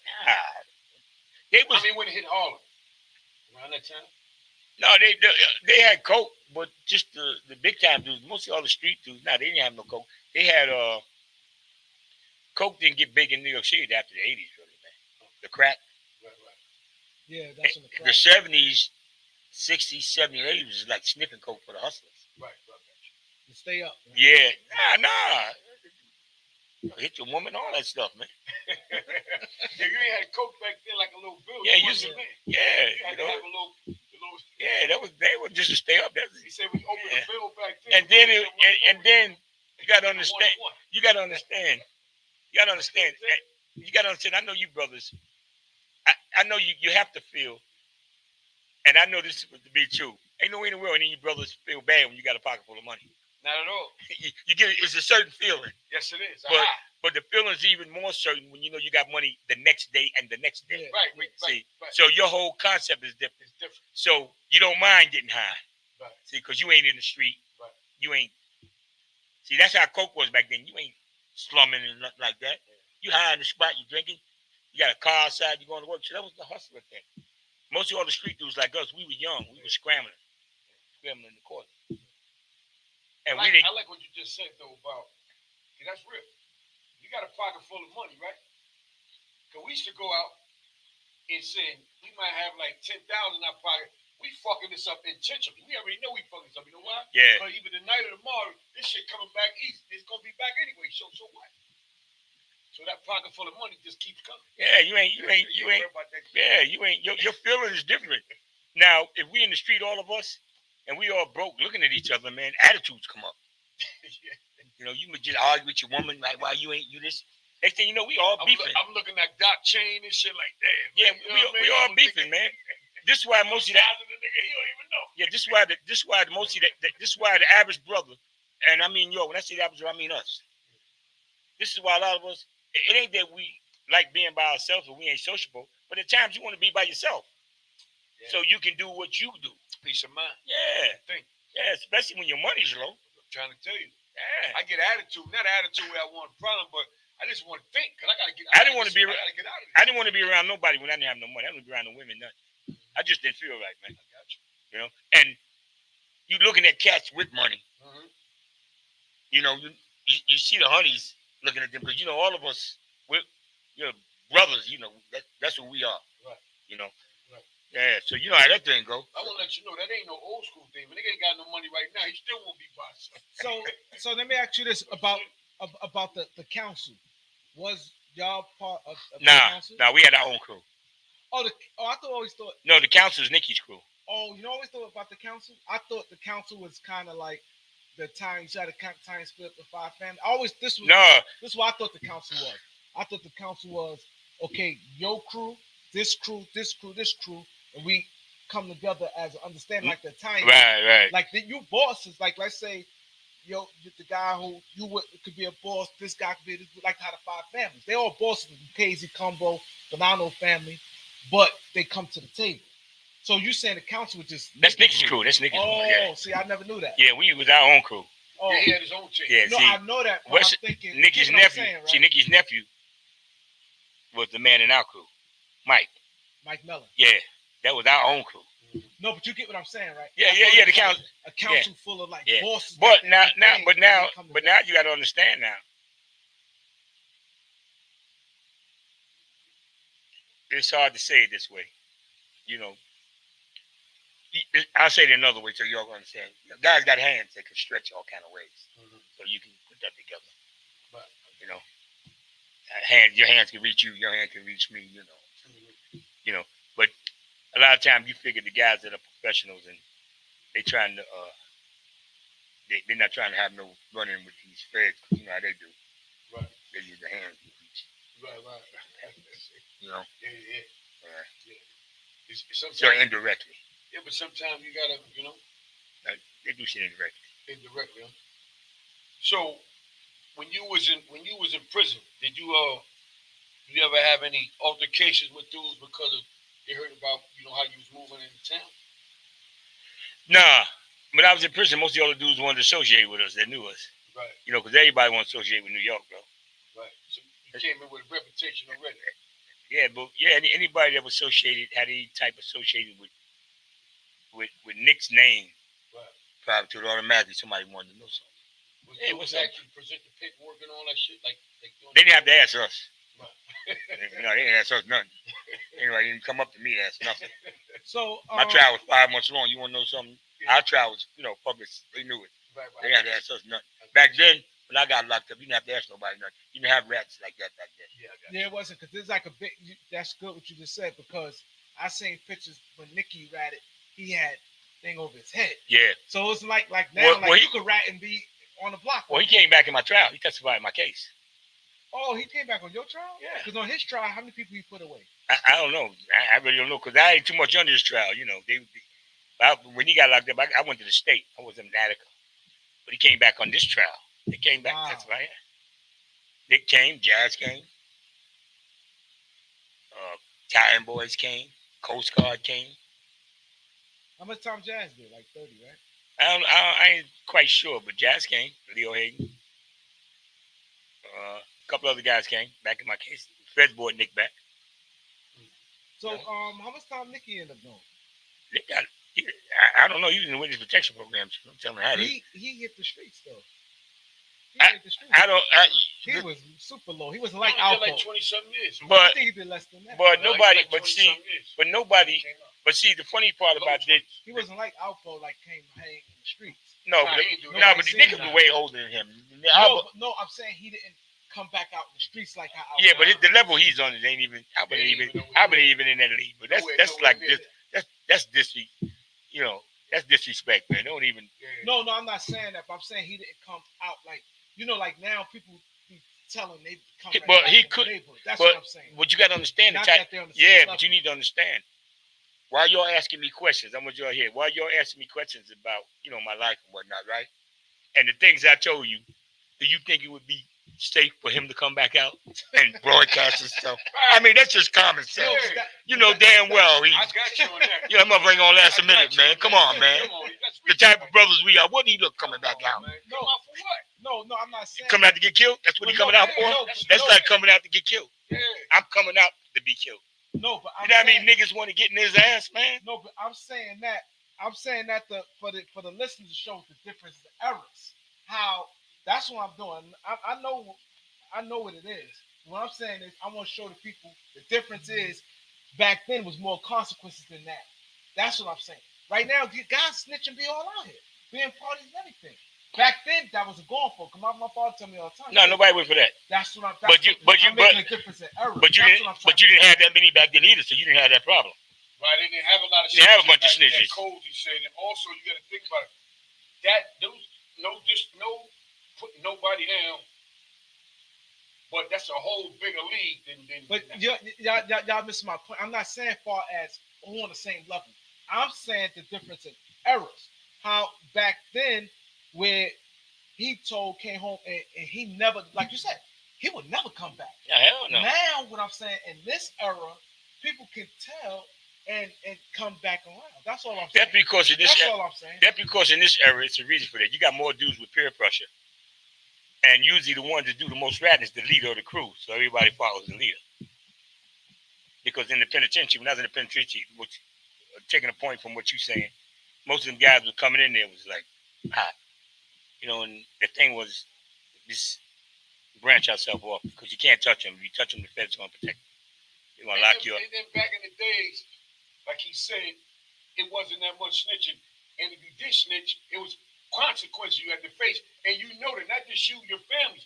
Right now, a lot of niggas are snitching. So, nigga say, nigga, why would nigga come at me? But understand this. But don't make it right. No, but understand this. You might say it might, but you saying the difference of now and then. But understand this. This is for all of us. But this is what people don't realize, man. Back in them days, you couldn't get in the game. It was the VIP game. Mm-hmm. See, it's what people don't realize. Right. You just couldn't get in selling no drugs. Right. Ain't no hustler with keys giving out anything. It didn't work like that. You couldn't get in the dope game back in the days in Harlem, man. You just didn't walk in that game like you do today. Mm-hmm. You just didn't get in that. Right. That was a game you had to be about. It had to come to you. Somebody had to vouch for you. No, not just that. You had to show. Right. When your number was pulled, you had to show. Okay. So everybody wasn't going to that back then. Right. See, so the dudes that got in that game, they were solid dudes because that's just the way it was. Mm-hmm. You couldn't do that years later, after the 80s, guys that got in the game based on how good they can hustle. See, you didn't get in the game based on how good you can hustle. You got in the game based on the type of dude you were. Right. Well, you a guy that can hold water, man. See, where back after the 80s, it's whoever hustles. If I got a friend, this nigga can pull money, we just pull him in. We didn't ask about his attitude or nothing. It wasn't like that back then. Back then, they would tell you to meet them on 12th Street, right? You would go there. If they come back the next day, you wasn't there, you out, man. I stood on 12th Street there a month straight, man. Just out on the block wondering what the fuck going on. Yeah, what's going on? Yeah. And dudes would come up in the crew that I didn't know. Yeah, what's up, man? He said he'd get with you. And we leave. I don't know who the fuck this guy was. I'm like, yeah, no problem. That real shit. Yeah, but I'm still there. Yeah, right. I ain't got no money. Right. I'm young, I'm broke. Right. But I know that if I'm going to get in and I'm going to get some money, and them niggas say be here, be here. There you go. That's how it was, man. There's no order back. You know? Yeah, be here. That's why I always say I like that era better, because right now it's like it's over, man. It's over. How about that? It's over, man. I remember they told me, hey man, they said meet them on 152nd on 8th. I said no problem, man. Go up 8th Avenue. Yeah, I got there about 10 o'clock in the daytime. About 3 o'clock now. I'm like, what the fuck, man? I know what's going on, right? I'm like, man, motherfucker, man. Motherfuckers, man. Initiation. That's how I went back then, man. You just didn't get in no game, man. Yeah. But listen, man. Hold on, we got a caller. Hold on. We can't. We gotta make this short because our program director's been saying. All right, hold on. We got a caller. The caller, what's up? Hello, this is Kevin. You hear me? Yeah. Hello, this is Kevin. I'm Ro's man, right? What's up, Ro? Yo, what's happening, man? Yo, I wanted to just ask from you because I work for he helped me a lot, man. He was at his point and he told me, yo, don't follow me, man. You get out the streets. And I've been working with foster kids, man. I help over 600 to 700 kids a year. I need to put it out for the youth, though. When you was going, how do you stay focused when you came home, man? You know, a lot of brothers say they have plans, but a year or two later, they back in jail or they dead or something like that.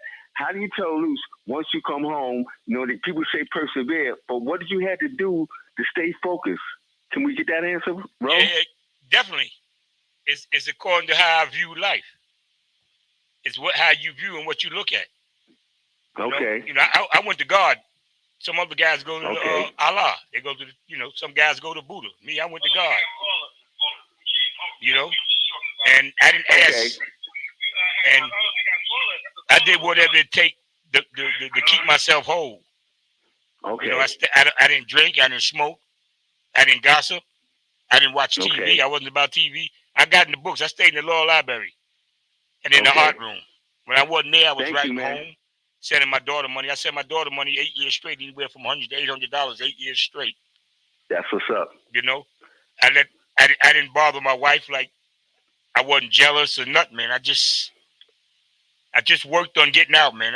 My whole thing was, my whole thing was, this is not the end of me. I'm not gonna rot and die in here. Bottom line, man. Got you. I got you. Thank you. I ain't gonna hold you too long. I appreciate you, man. Thank you, y'all. Y'all brothers are doing a blessed thing, man. Stay blessed, man. Stay focused. Appreciate y'all. Thanks for calling in and subscribing. Hitting that like button. Appreciate you. Yeah. All right, Romar is in the building. Listen, I hope I can get the hell out of here now, because I've been around that thing about 10 times. Thank you for coming to the show, brother. You know, this is we've been doing this a long time. This is one of our top 10 interviews, man. I'm glad you said that. I'm telling you the truth. Man. I'm not even going. You kept it real since you've been here. We gonna keep it real. This is a real powerful interview right here, man. And once we get it, our editors, once they do what they got to do, we're gonna give you a copy so you got it for yourself. All right, that's good. You know what I'm saying? Appreciate you coming. Anytime, bro. We got a post interview right now with Keith Cash. He'll ask you like 3 or 4 questions. Hey, no problem. You know, and it's all good. Okay, but bro. we gotta take a picture with you too. We ain't take a picture. Yeah. There we go. We good? Yo, man, next week we gonna charge you the tickets next. Check, man. Shut the fuck up and cut the check.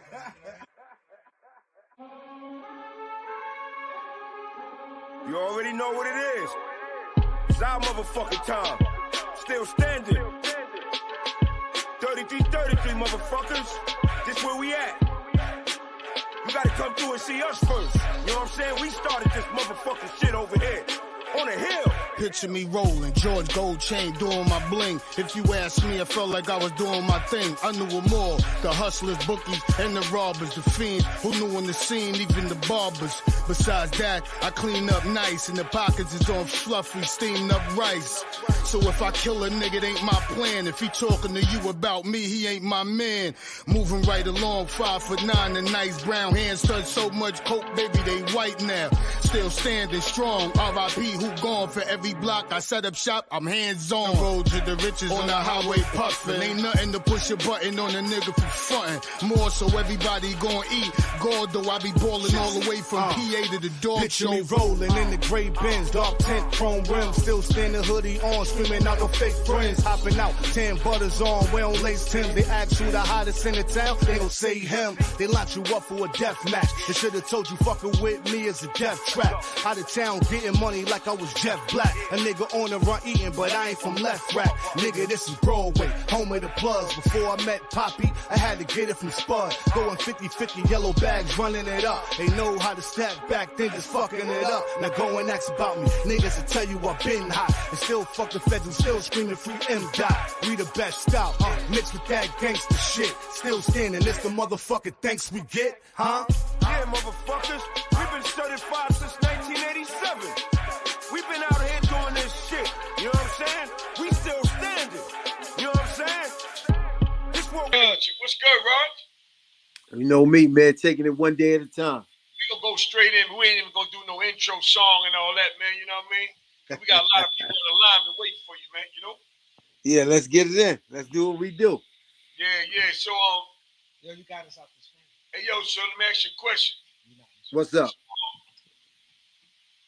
Ask away, brother. Nah. Hit me out. Since the last time we saw you, right? Your life took a little turn, huh? As far as this situation with your son, dude. Whatever happened with that situation? We was bonded. We was talking about that for a minute. Yeah, no question. No question.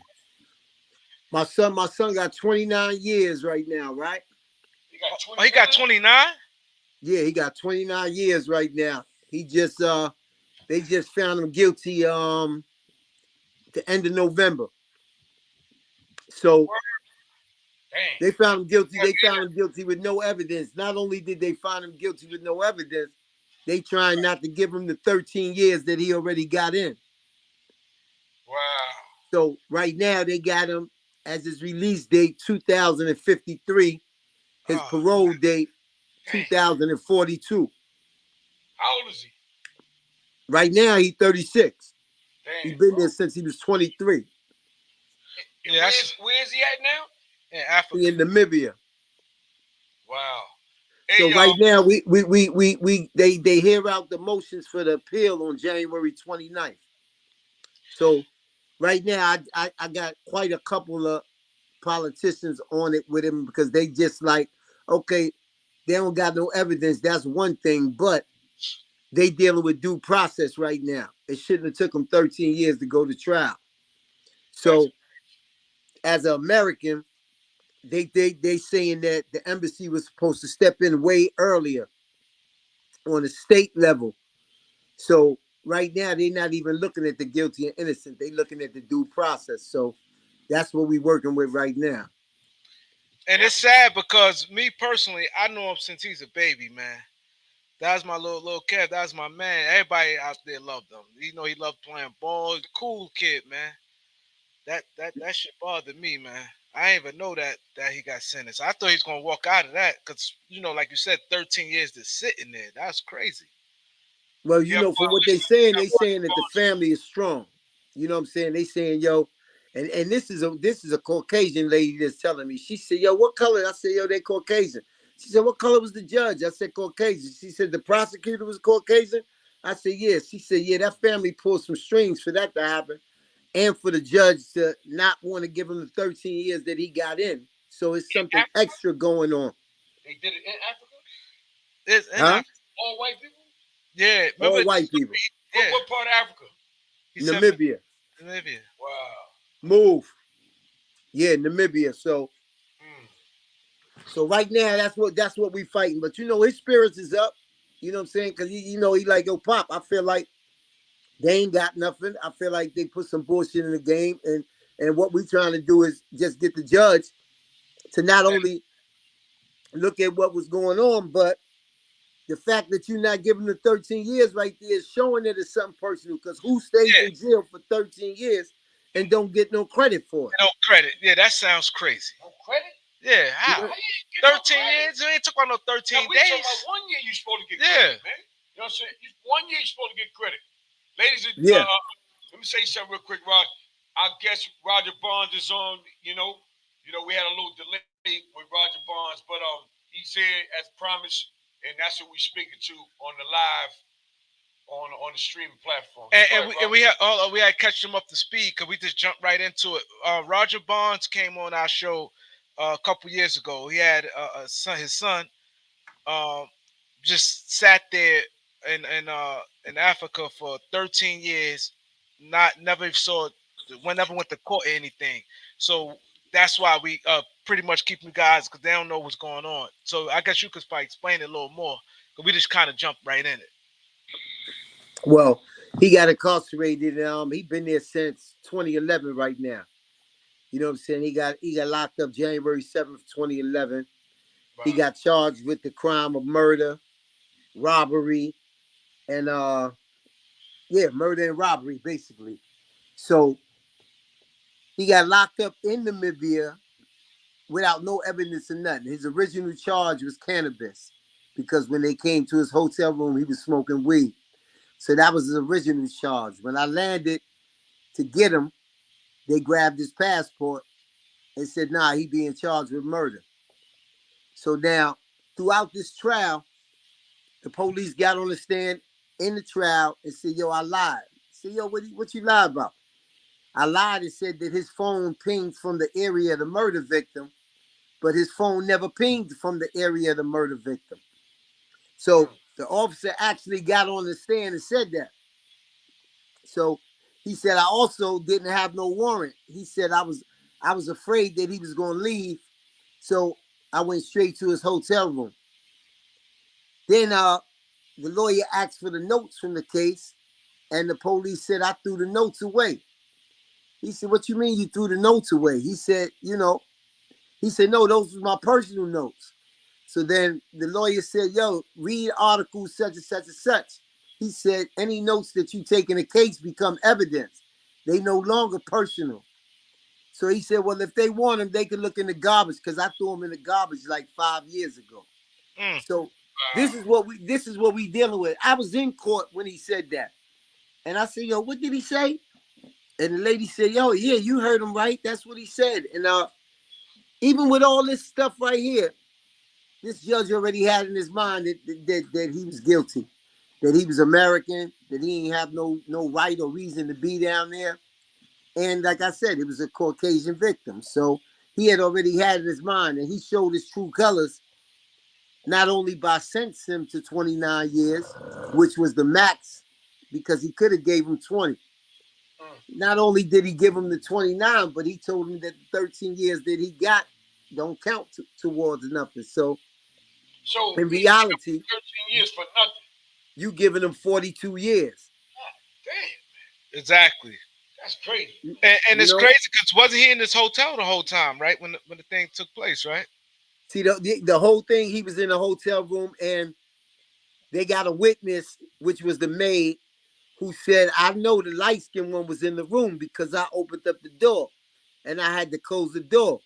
But my son told me, he said, Dad, she ain't open up the door. He said she was in here having coffee with me. She just ain't want her boss to know that she was actually in the room with me having coffee. So they hid that statement. But as God has it, when he went for bail, it took him 11 years to go for bail because he had a girlfriend that did the whole time with him, an African girl from there that he had met in the mall when he was out there, and she been with him the whole 13 years. So after 11 years, her family said, okay, he could bail out here. So he waited 11 years because he didn't want them to say that she wasn't really his girlfriend. You know, this girl been coming the whole 11 years, so they couldn't say that. So once that happened, they gave the evidence on why they was denying in his bill. And in the evidence that they gave him was the statement. That's how God has it, was the statement from the maid saying, I know he was in the room. So I asked the lawyer, I said, yo, we going to call her as a witness. He said, no, we can't call her as a witness because they got her as a witness, but they never called her. So they held her back and they never ever called her. So now they claim that they can't find the lady. So in reality, the situation with Kevin is one where they just upset with Kevin.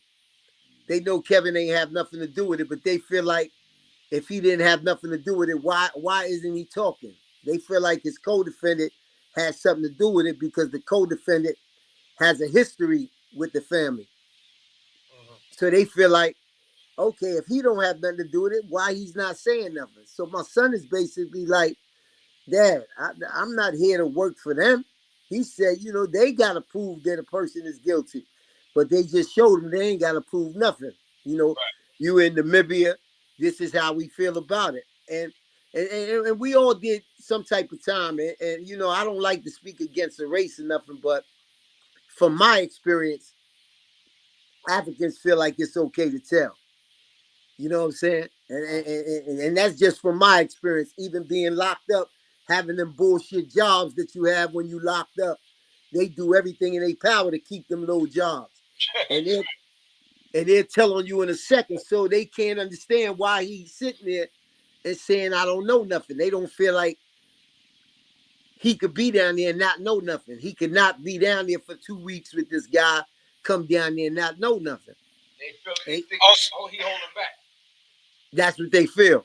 So they feel like if you hold him back, we're going to try to break you until you can come up here and talk to us. And you know, not saying that, you know what I'm saying, I'm not even just talking about snitching or nothing like that. I'm just talking about Kevin.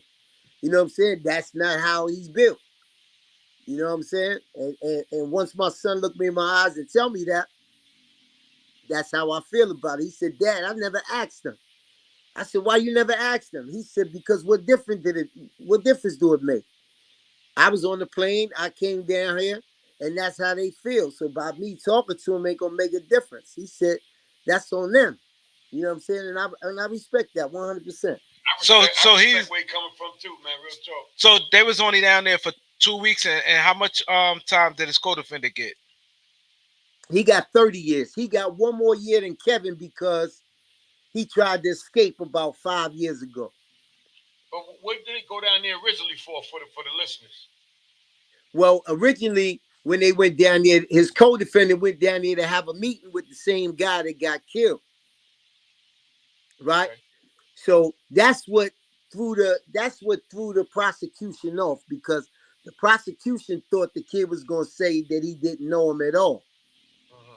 The kid said, nah, I had a meeting with him. You know what I'm saying? So they got witnesses saying that the kid was at the meeting where he was supposed to meet. But the other guy just never showed up. So it's one of those situations where I feel like they both got themselves into something that they didn't know this kid was into. You know what I'm saying? Because the other kid didn't live down there. The white boy didn't live down there. His family lived down there. He was actually going to college in Columbia University on 116th over there.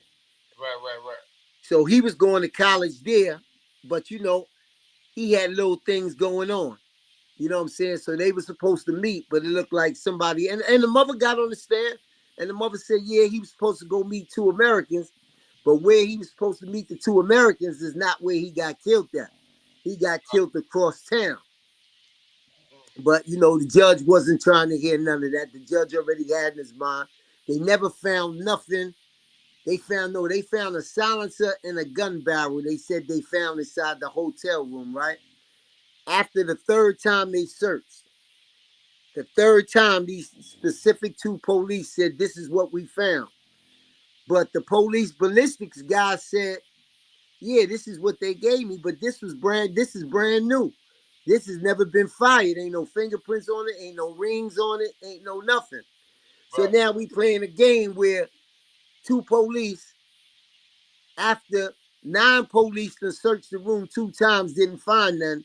These 2 police come back by themselves. They supposed to bring them back with them whenever they search in a room like that. They came by themselves and they said this is what they found. So he's up against everybody that's down there telling me, yo, he's up against a corrupt system. You know what I'm saying? He's up against a corrupt system. But you know what's sad, and the thing that bothered me the most, here it is, you was working for Puff Daddy. This man has money, has power, and you brought him the story. He did nothing. Now, had a guy like that at that time brought awareness to this, I don't think we'd be having this conversation today. I think that he easily could have had like top of the line people look into this. This is a guy that's working with you. Why don't you, you know what I mean, help this man? Facts. I agree with you. I'm gonna be 100% with you, right? I used to couldn't get no sleep over that shit, man. Like for real, I couldn't get no sleep, right? And where we come from, we don't do things like that. Right. But you also can't handle the things the way we used to handle them when we was coming up. But it's a lot of factors that play into that, right? Because he gave me $25,000 toward Kevin Lawyer. But at being a man of honor, what would have meant more to me than the money? Yo, post this once a month. Get some people to ask about this. Because most of the people that found out about it when he did post it. Found out it went all over the newspapers down there. It went everywhere down there. And even when I went down there, people was telling me, yo, I didn't know nothing about that until Diddy posted. But the powers that be, when he posted it, he got a lot of backlash for it. You know what I'm saying? You know, I read the comments. I was going through the comments and people were saying, yo, how are you standing up for this, that, and the other? And I'm not going to lie, man. I feel like, you know, the powers that be got involved in it and told him that wasn't good for his brand. That wasn't good for what you trying to do. You trying to get money in Africa. You trying to take the brands over there. And you standing up for this kid right here. And I think the money overpowered the honor. Because after that, he gave me the money for the lawyer, but he had nothing else to do with it. But with that type of case in that country, that 25,000 ain't a lot of money, man. Nah, not at all. Not at all. Not at all. Not at all. It will cost a lot more to make shit happen over there like that. You know what I'm saying, Cassie? I mean, I think we all know that, man. And I'm gonna tell you the truth, man. That the shit that I had demons about was that if I was a famous dude, or if it would have made the front of the newspaper, let's just say like when 21 Savage got locked up, when Meek got locked up. Here you go with dudes that already got money, but dudes with money came in and saved them.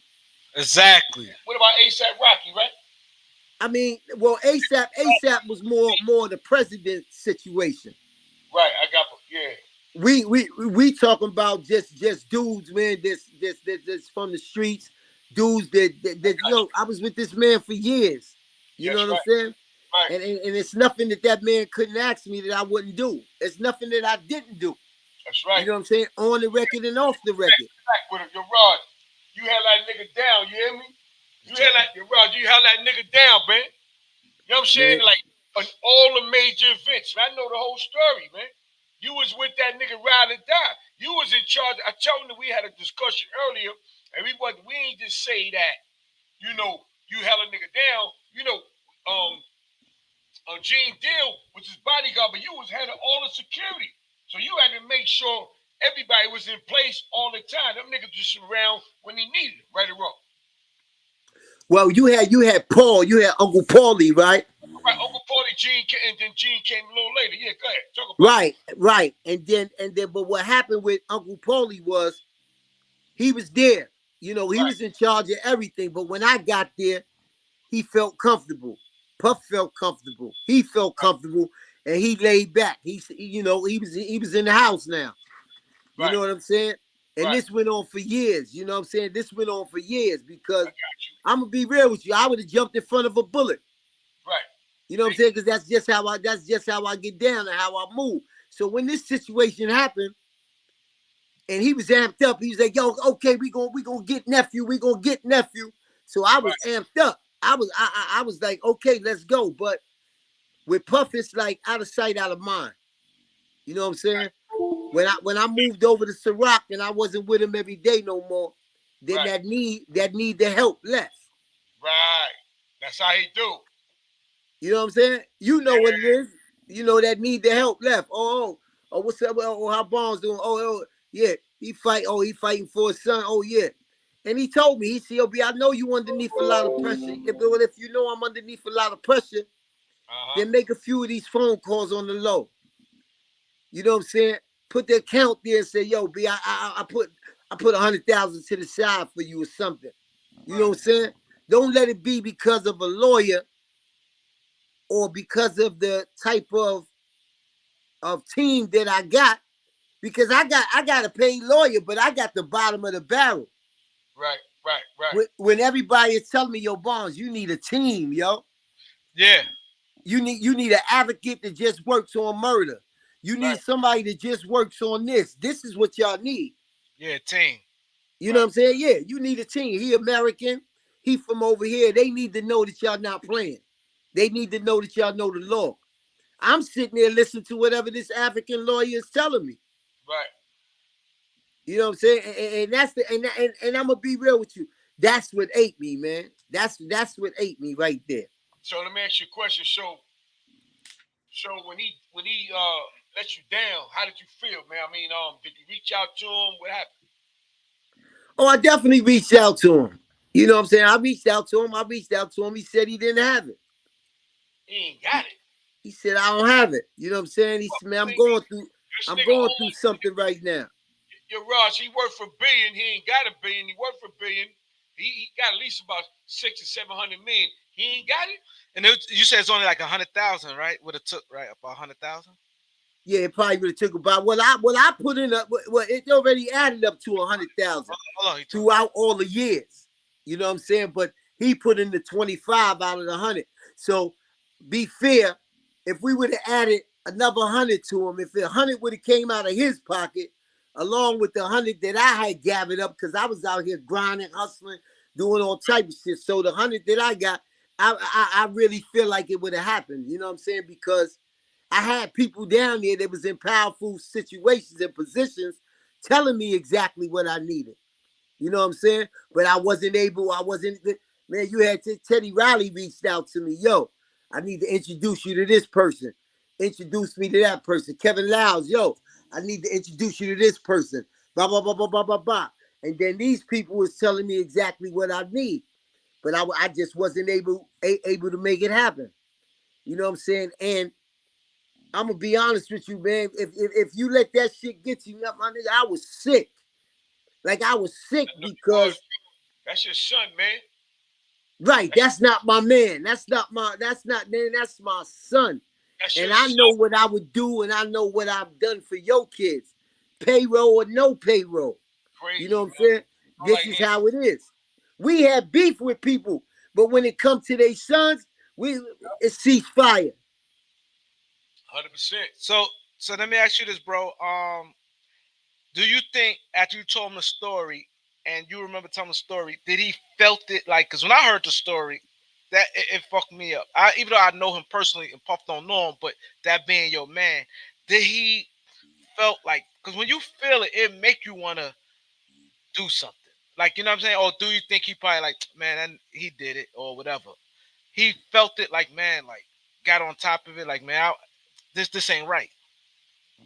I don't think I can't even answer that question. You know why I can't answer that question? Because if you feel like something ain't right and somebody your man, you're gonna do everything in your power that you could do to make it right. You know what I'm saying? So I gotta say that he didn't care. That's what I gotta say that. I gotta be 100 with myself. There's no other answer to that, you know. Whatever's going on, whatever he going on in life throughout. We talking 13 years. We not talking about what he going through for the last year. You know what I'm saying? We talk about 13 years. So you got 11 to 12 years of not going through what you've been going through the last year. We had no idea that this would go on in the last 6 months that he got going on. If that would have happened years ago, then I would understand it. But it didn't happen years ago. So sometimes we have a 10. I'm gonna tell you something, man. One thing about street dudes, and a lot of people disagree and some agree, we love harder than other cats. You know what I'm saying? Because we know how we built and we know what we do. But just because what we would do, that don't mean that it's gonna be reciprocated.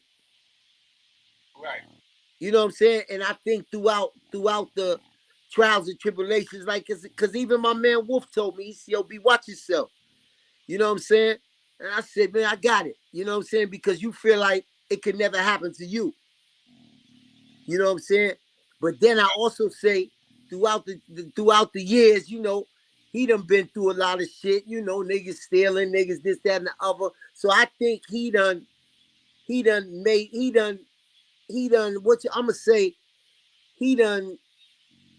He's able to say, okay, like, that person is getting a check. That person works for me. He's able to differentiate the two. You know what I'm saying? No matter if you living together, no matter what you do for him, no matter what, the only time that he'll respect that is when he needs something or when he wants something. Because when you need something and want something, it's not going to be there. You know what I'm saying? And some people is like that, man. I really came to believe that, man, because I make myself sick if I try to figure out, yo, damn, why you wouldn't help me with my son to a certain degree? Like, why you wouldn't help me with my son? And I don't do nothing but get upset and get angry when that shit happen, man, because I know what I would do for yours. You would have to make but one call. Yo. Hey, Rod, listen, man, listen. It's your son, man. You understand? That you need $100,000, right? That nigga's worth. That nigga got about $600-700 million and worth like $1 billion. Even if he had no, hear what I'm saying? Though. 50 million, right? But you understand what I'm saying? I'm just talking in general. I'm gonna keep it real. That's your son, champ. That shit. Each wipe his ass with $100,000, bro. You understand what I'm saying? This was 2010, 11. He wiped his ass with that. It ain't now. You know what I'm saying? And he got it now, but he definitely had it then. So, like you said, you know what happened? The key thing you said, because I was around him early. What year you met Puff? You got with him? 2003. All right, so you met him right after when I would upstate. I got locked up a little bit after that. You know what I'm saying? But I was with him when Bad Boy first started, right? When the shit was on 19th Street. Well, Leote Blacknall was his personal assistant. Right. It grew Lou, Jay Black, Harv was there. My other man, who I said, hey, come on the show. Dupizo. Kurt Barrows. You know what I mean? Right. So that was Mark Pitts, all that. Everybody got together when he got changing faces and all that. You know what I mean? Right. When Bad Boy, Wu-Tang, and Death Row had the big show in the Palais. I'm not Palais. What's the shit, man? What, the tunnel? 70th Street. Latin Quarters? Huh? Beacon Theater. Remember at the Beacon? When Death Row came in? Oh, at the Beacon? At the Beacon, yeah. Death Row came in. Okay. Suge Knight had everybody. Lady of Rage, Tupac, Dr. Dre, Snoop Dogg, the Dog Pound, and we get it. Anyway, but that's when they had that big show. What I'm trying to say is that you came a little bit after that, but out of sight, out of mind, because when I got out of sight, because I should be around the nigga all the time, when he came around, he got funny style, and I was going to do something to him, you know what I'm saying? But it never happened because the nigga had, you know, he said some whack shit, and I stopped fucking with him. And now the shit you telling me out of sight, out of mind, is that's how he is, man. The dude don't change, man. That was I was actually up north from 95 to 2000. And then when I came home in 2001, I was with Loon. Right. And then I moved over from Loon because Loon stopped doing what he was doing. And that's when I got with Puff. Right. And I ain't gonna lie to you, man, on the everyday aspect, as long as you there, you're gonna be thought of. Yeah. As long as you there, that picture gonna be painted like it's just against the world. That's real. That's real. And coming home from jail, you trying to leave all the other bullshit alone. You know what I'm saying? So you more vulnerable to drop in there because you already know how you built. You know what I'm saying? And I think a lot of people get it mixed up. A lot of artists get it mixed up and they start feeling like they that nigga. When it's really people not fucking with you, not because of you, it's because of the people that you done set up around you that people is respecting. Mm-hmm. You know what I'm saying? And you know what? Like I said, the same thing happened with Wolf and everything else. And who would think that would happen with Wolf? Crazy. You know what I'm saying? But it's like, you know, man, the only thing I can say is money, man. The only thing that man love is money. You know what I'm saying? It's money, man. But you know? We had a guy on here right before you, Raymond Romar, and we were just talking. He was talking about Romar. Why keep saying Raymond? Raymond Romar. He spoke about Puff Daddy father being a informant. He snitched back in the days. They all was in the same era. But the thing, you could tell what type of character this guy is. I saw like a documentary about Puff when he's talking about his father. He said, "I'm from Harlem." He claimed Harlem, but here it is. You've been in Mount Vernon since you was 2 or 3 years old.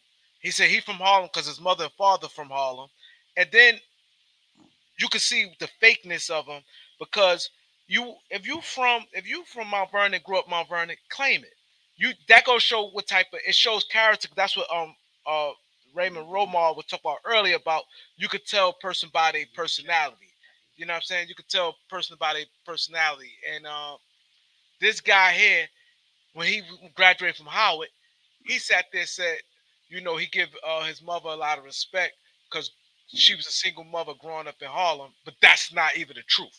You trying to just tag along in Harlem and you living a lie. You grew up in Mount Vernon and you said your mother, single mother growing up, raised you growing up in Harlem, and it's clearly in everything documented. He even said it. It's not a block he could claim in Harlem that he been in Mount Vernon since he's 2 or 3 years old.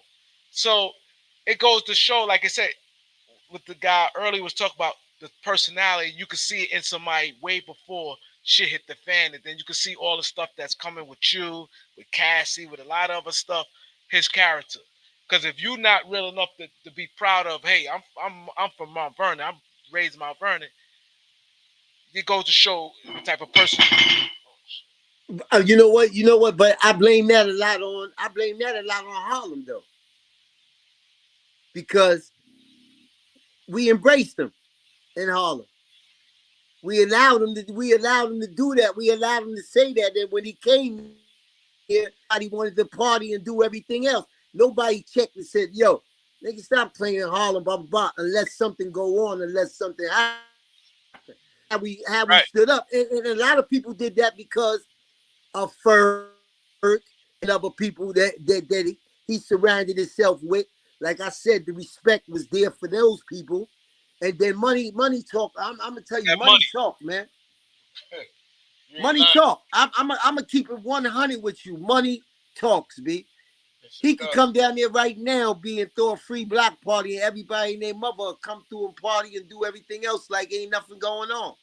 You're right. Especially black people. Hate to say it. Especially right now after the allegations with Cassie, it wouldn't mean nothing. It wouldn't mean nothing. You know what I'm saying? But that's just how it is. You know what I'm saying? I keep it real. The same people that tell me this, that, and the other, I'll sit there and I watch Instagram. I look at the pictures. those be the same people liking stuff and saying things, but they won't even get on your joint to say nothing or say nothing about what you got going on. But they quick to hit you in the ear and say, yo, that nigga ain't shit. Yo, that nigga ain't this, that, up. But nigga, I'm watching you. I see you, nigga. You dick riding too, man. I'm watching you, brother. Yeah, it's a lot of that, man. A lot of that, man. But bro, I agree with you 100%. Like you said, he never got checked. Nobody never checked him. Be like, he ain't from Harlem. Like, what block? If you from somewhere, the first thing you're gonna cling to your block. I'm from here. And all Mount Vernon dudes, they feel away about that. They be like, yo, why he saying that? Like, all his history, everybody know him from Mount Vernon. Nobody don't know him from Harlem. Like, growing up, oh, he lived in apartment 2B. We should do this together. And he can't tell stories we could tell, Bonds. Right. And yo, I'm gonna claim it too. I'm guilty of the same shit because I was with him every day. You know what I'm saying?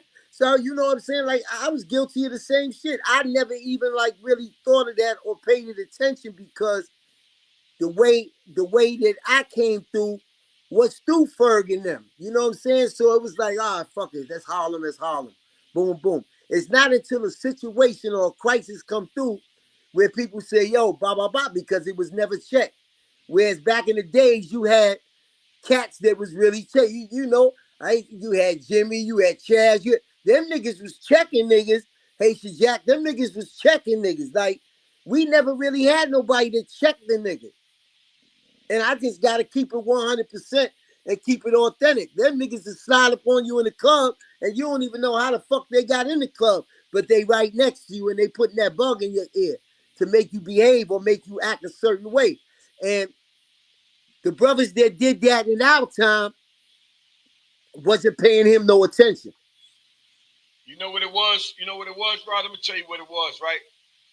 See, Bad Boy surfaced around the time when dudes from the streets, I ain't gonna say Harlem, dudes from the streets, because there's niggas from the Bronx and Brooklyn move around too, right? Dudes from the streets had that bag, right? And, you know, you from Harlem, you know, like the OG just left, my man Romar left a little while ago, you know, it started in their era, whereas they had the money, clothes, and hoes to sum it all up, right? So when you got money, clothes, and hoes, what you want to do as a dude like that, a hustler, you want to hang out, you want to shine. You know what I mean? So that's right. To our generation, that's what we want to do. So when Puff came along, everybody heard he got that bag. Even when it wasn't liquid cash, but he could write checks and he could use cards. He could do all that, but he ain't had liquid cash. I can't think of the word I want to use right now, but assets. Not something like assets. But what I'm saying is that dudes looked at Puff like Obama in the music industry. Whereas if I hang around this guy, I can rock. You know what I'm saying? Right. I'm guilty of that. You know what I'm saying? Right. Back in them days, you know? Because I did a lot of shit with Bad Boy, right? But my crew, because I had a crew of us, right? We had our own money. You know what I'm saying, Ted? So we used him for the name, but he ain't had to pay for no flights, no hotel reservations, no bottles, no nothing. Because we was good. But when we say Bad Boy, them niggas let us in. That's right. Nobody would get it. And a lot of niggas latched on the Puff because they thought they, fucking around him, he gonna open doors. Right. Niggas that had money and niggas that didn't have money. Because everybody had money. You know what I mean? Nah, I agree with you 100%. You had y'all, you had Zip, you had everybody, you know what I'm saying? And it wasn't about everybody had their own money, but yo, we could just get in these places and get the shine. Right. Use Bad Boy name. And we in there. Yeah. And that go on to that, yo, BB. It's so many people that hung around me that to this day, because they got a couple of pictures, they was able to make certain moves. Just from pictures. They was able, yo, you remember me, right? I used to be with such. My thought pattern was never like that. I'm gonna be for real with you. My thought pattern was never like that. My thought pattern was about getting him home safe. Right. It wasn't about trying to build those. I should have been. I'm gonna be 100% with you. I should have been, but I wasn't. At that time, Instagram wasn't around. You know what I'm saying? I wish you would get caught on taking a picture. I wish you at that time we was getting locked up for taking cameras. Right, so a nigga ain't want to take no camera or videos back then. Exactly. You know what I'm saying? So the time of the day is different. You know what I'm saying? That's what I be trying to explain. I say, yo, B, if we could have been documenting the places we was gonna be 20 years ago, we'd be Instagram stars right now. We'd be YouTube stars right now.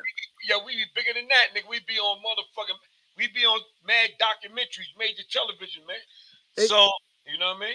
So exactly. The situation, I see you've been making your rounds and you've been doing some interviews with this Cassie situation.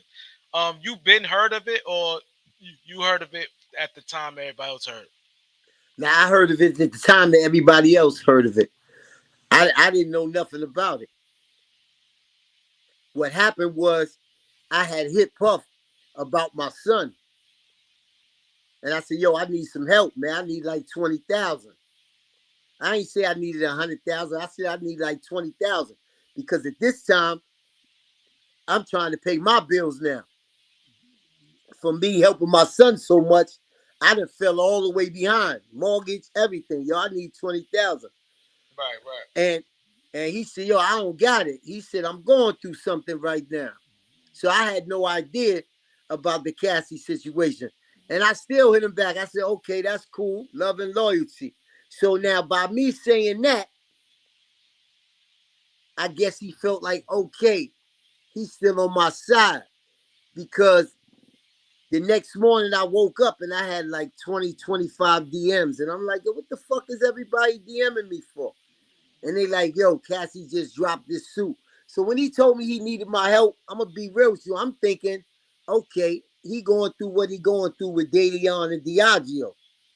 So you know me, I done sold 1 million cases of Ciroc. So by him saying that, I'm thinking, okay, he going to need my help with this tequila.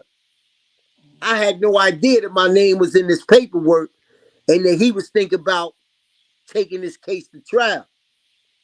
So had he went to trial. Paperwork. What you mean? She put in the lawsuit. So inside the lawsuit, she said that I was the one that helped her. So when I reached out to him, coincidence, when I reached out to him, he like, oh shit, yeah, Barnes is in the paperwork. So he hit me back. He said, yo, I may need your help with something. Stand by. So I'm like, okay, cool. I'm thinking he going through what he going through with Diageo with him and Ciroc and stuff like that, that he's talking to me about helping him move this tequila when he get it. Because I ain't have no idea that my name was in the paperwork. But what it was he knew my name was in the paperwork because he had the paperwork for 6 months. So now he's saying, okay, he reached out to me because I hadn't reached out to him in those months. You know what I'm saying? He know I'm in my feelings about my son. He know what I felt like he was supposed to do. So now that I reached out to him, he hit me back with the, yo, I may need your help. But I didn't know what he was talking about till the next morning when everybody hit me and said, yo, she put your name in that paperwork. So if his insurance company didn't make him settle the case, he would have took it all away. And he probably would have called me for a witness. That's why he was saying, I may need your help. And yo, and I'm going to keep it real. I still never said nothing crazy.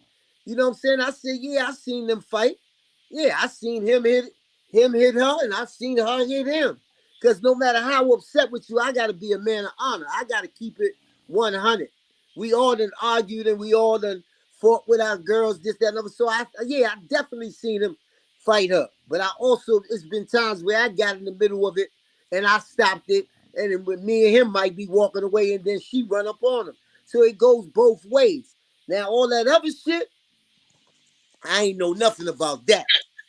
Did they say he was tying her up and locking in fucking closets and shit for like 3-4 days? But they said, but the crazy part, when they said a lot of people around him noticed that they saying that he was like do process like slutting out, bringing have male other niggas escorts fuck 'em. and be like, yo, it gotta they have to make sure to do a certain size for him to sleep with Cassie. They say he was doing all type of weird shit.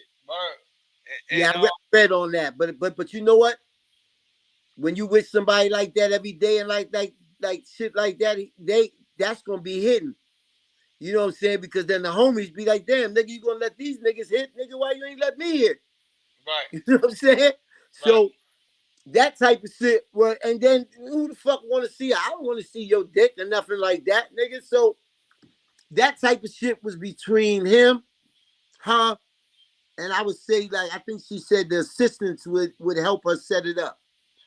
But you've been around him all this time, and I heard like fruity stuff about him. People told me this like in the late '90s, and you ain't see. 90s. I'm saying I start hearing about it. Early 90s. You ain't never see no signs like, you know, sometimes you don't pay attention in the moment, but then you think about shit. You be like, oh damn, like, you know what I'm saying? You got any of them type moments that you like, yeah, I could see it. When I think about it, I might have some moments where I seen somebody that I didn't know, and like, yo, who the fuck is that? You know what I'm saying? And now that they talk about the escorts and all that shit, I'm like, oh shit. So that was who that was. You know what I'm saying? Because as far as seeing him, we never met him. You know what I'm saying? And you're not gonna bring that around your niggas when you supposed to be thorough. You know what I'm saying? You're not gonna bring it. You know, if shit like that go on, it might be days where a person call you and say, yo, you off the day, you ain't got to come through, I'm just gonna chill at the house. And then that's them days the shit like that is going on. But you never heard about all these parties and stuff? Huh? You never heard about the parties? Even a lot of celebrities, like, yeah, I heard. Like, he was, like, known for having these parties. Everybody talking about it now. Now, you know what? I'm going to be, like I told you, I got to be honest, man. When it comes to them parties and shit, it ain't not one New Year's party from 2003 to 2012 that I wasn't on that front gate in Star Island. You had to go through me to get through that front gate. So the parties, I mean, everybody and their mother was taking X and all that type of shit. I never seen no fruity shit at no party. Now, he got his friends, he got his personal friends. You know, I don't be knowing them Caucasians, you know, them black dudes that's in the house music and all that. Boom, boom, boom. I don't be knowing them. So when a person say, yo, I'm gonna be in the room with such and such and such and such and such, you not going in there. You know what I'm saying? You just making sure ain't nobody else going in there that ain't supposed to be in there. You know what I'm saying? We not peeking in the room. We not doing none of that. Like, yo, I'm gonna be in the room, yo, da-da-da. You might see friends that you know is just his friends. Like, you might see a Dallas Austin or somebody like that. So you know they can go in and out the room. But as far as like some shit like that going on in the room, I really couldn't tell you what went on in them rooms because I've made it my business not to go in that room. You know what I'm saying? I'm busy looking at everything that's going on out here. You know what I'm saying? I'm trying to find something and look for something my motherfucking self. As long as he in that room, guess what? Now that's my time to relax. That's my time to chill because I know he in that room. Yeah, because they said ever since he tried to sue, I think it was MTV or somebody, this one all the allegations popped up. This one they went at them. Nah, that's when he ever since he sued Diageo. Diageo, yeah. Right. Yeah, that's what they said. So that's back to what I told you.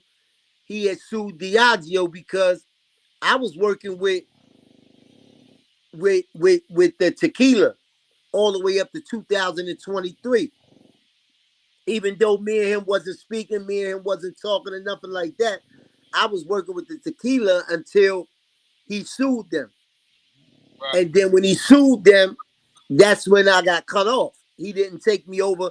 He took a couple of people over with him to Comb Enterprises. You know what I'm saying? And that's my first.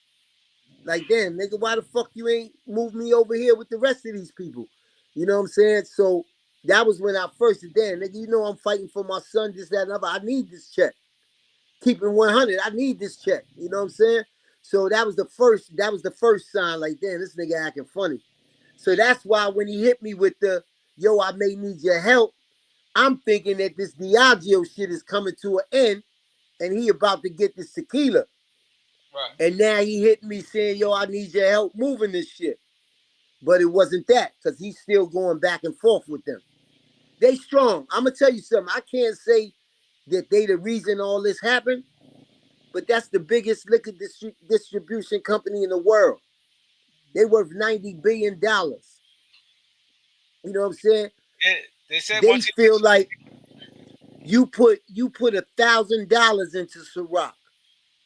You put $1,000 into Ciroc and we made you a billionaire. So they feel like, yo, how the fuck is we racist? And we let you run around here and say that you own Ciroc and everything. And that's where he bamboozled all the people, because we, not just us, but black people in general, we supported Diddy. They supported Ciroc because of Diddy, thinking that it was a black-owned vodka. Correct. Not knowing that these crackers own it the whole time. That's crazy, man. Y'all hear this, man? Y'all hear this? People, hit that like, get them likes up, man. Listen, man. Get the likes up. Y'all gotta listen to this interview, man. We got my man Rodger Barnes. You understand? Special interview. You know, I know y'all been waiting all night. You know, but he came on like he's an honorable dude. He keep it real, and he's telling y'all some real shit. Ain't that no made up shit that was going on, you know, in the Diddy area. You know what I'm saying? And we gonna talk about this. So, Rod, let me ask you a question. So, what they were saying is that not just with Cassie that he had a little history of, because a lot of women coming out with allegations, because you got to say that allegedly that he's been doing to them too, like about 10, 15 women, like some shit like with R. Kelly type of situation. How you feel about that? I'm gonna be honest with you, man. Like, that's a two-sided sword, man, because we all been in them situations, man, where we know them girls will do anything to get into a party. Right. You know what I'm saying? Whoever at the front door, yo, what can I do to get in this party? Now, as far as the allegations, well, I think we got one from 90-91 that somebody is doing. I can't speak on that because I wasn't there 90-91. I think I'm gonna be real. I think it's unfortunate that what he going through, some of it might be real, some of it might be a money play, some of it might be opportunities that girls feel like is a money play. But I tell you one thing, if a person of that caliber that has what he has, and they could fuck basically, I ain't seen one woman ever turn this man down. And except somebody, you know, I might have been fucking with or something and be like, oh, I ain't here for him, I'm here for you, or something like that type of thing. So for him to have to do that, if he did that, that would mean that a person is sick, yo. You know what I'm saying? That's what they saying. They say he's sick. They saying he's sick. He have like these fetishes and stuff. They saying he's sick, man.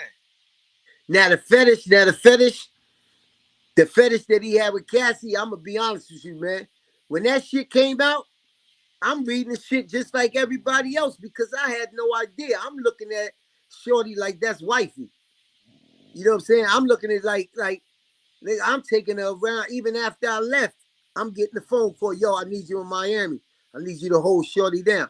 So I think the whole team felt like, you know, that's wifey, that's hands off.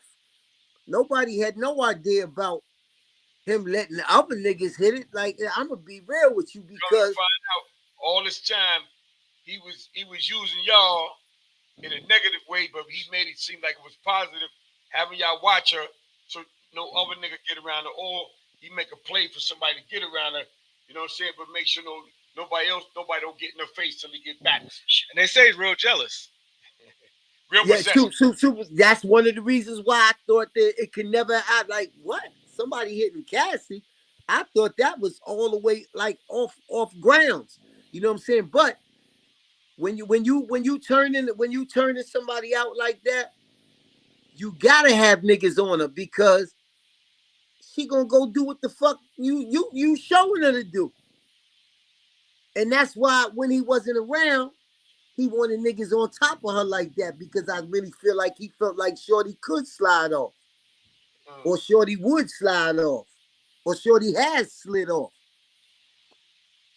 Because people, they saying that Kim Porter had a tell-all book, and they trying to allegedly say that he might have had something. A lot of people. Kim Porter, Andre Harrell. Yeah. They say a lot of motherfuckers drop, man, when they get on Puff bad side, man.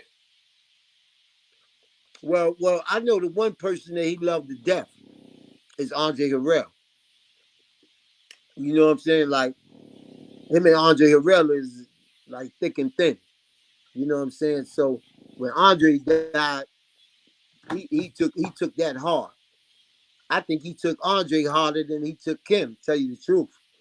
Wow. You know what I'm saying? But him and Kim had a love-hate relationship. You know what I'm saying? Like so many of us do have. We love him and we hate him at the same time. We argue and we fighting at the same fucking time. But when it came to that, like, I think a lot of people was trying to get like get they 2 cents in now, say certain things now, do certain things now. But when it came to that relationship, I seen regular shit. I seen jealous shit. You know, it's times that I done had to sit in front of Kim house all motherfucking night long just to make sure wasn't nobody in there because she wasn't answering the door. Shit like that. You know what I'm saying? So I just think regular shit that me and you would do get amplified when he do it. Now, some of that sick shit that was going on, we wasn't privy to know. You know what I'm saying? I'm looking at the shit right now like everybody else. Like, yo, this shit, how the fuck this shit was going on my watch? You know what I'm saying? Shit like that. But I just say as far as loyalty and as far as love, I don't put nothing past him because he don't have no loyalty and he don't have no love. He told me that a long time ago. He said, yo, I don't have no friends. He said, I just got my bitches. He said, you see how y'all niggas make sure y'all niggas is straight and do this, that, and the other? I don't have none of that. I just got my bitches. So in reality, he told me what it was throughout this whole time. I just never paid attention to it. But you know what's crazy? He said that because I said that. I spoke on that before. I said, if you notice, if you just look at everybody in the industry, they got like they mans, like they identify with somebody. Like you could see, like, okay, Jay-Z, you can see Tata, you can see anybody, you can see they always have a homie. He one person that for the years that you can't attach him to anybody. So that's crazy that you said that. And that's just what it is. Like, he's not attached to nobody. Like, oh, that's his man. Like, you know, you see one, you see other, like Biggie, Lil C's, and different people. He's not attached to nobody. Like, I agree with you saying, like, and he told you, so you got a chance to see what it was. Now, he's attached to people, right? But nah, he not attached like that's his man's. Let me say what I'm saying, man. You gotta let nigga finish, right? He attached to people for a very short period of time. You know what I'm saying, Rodger?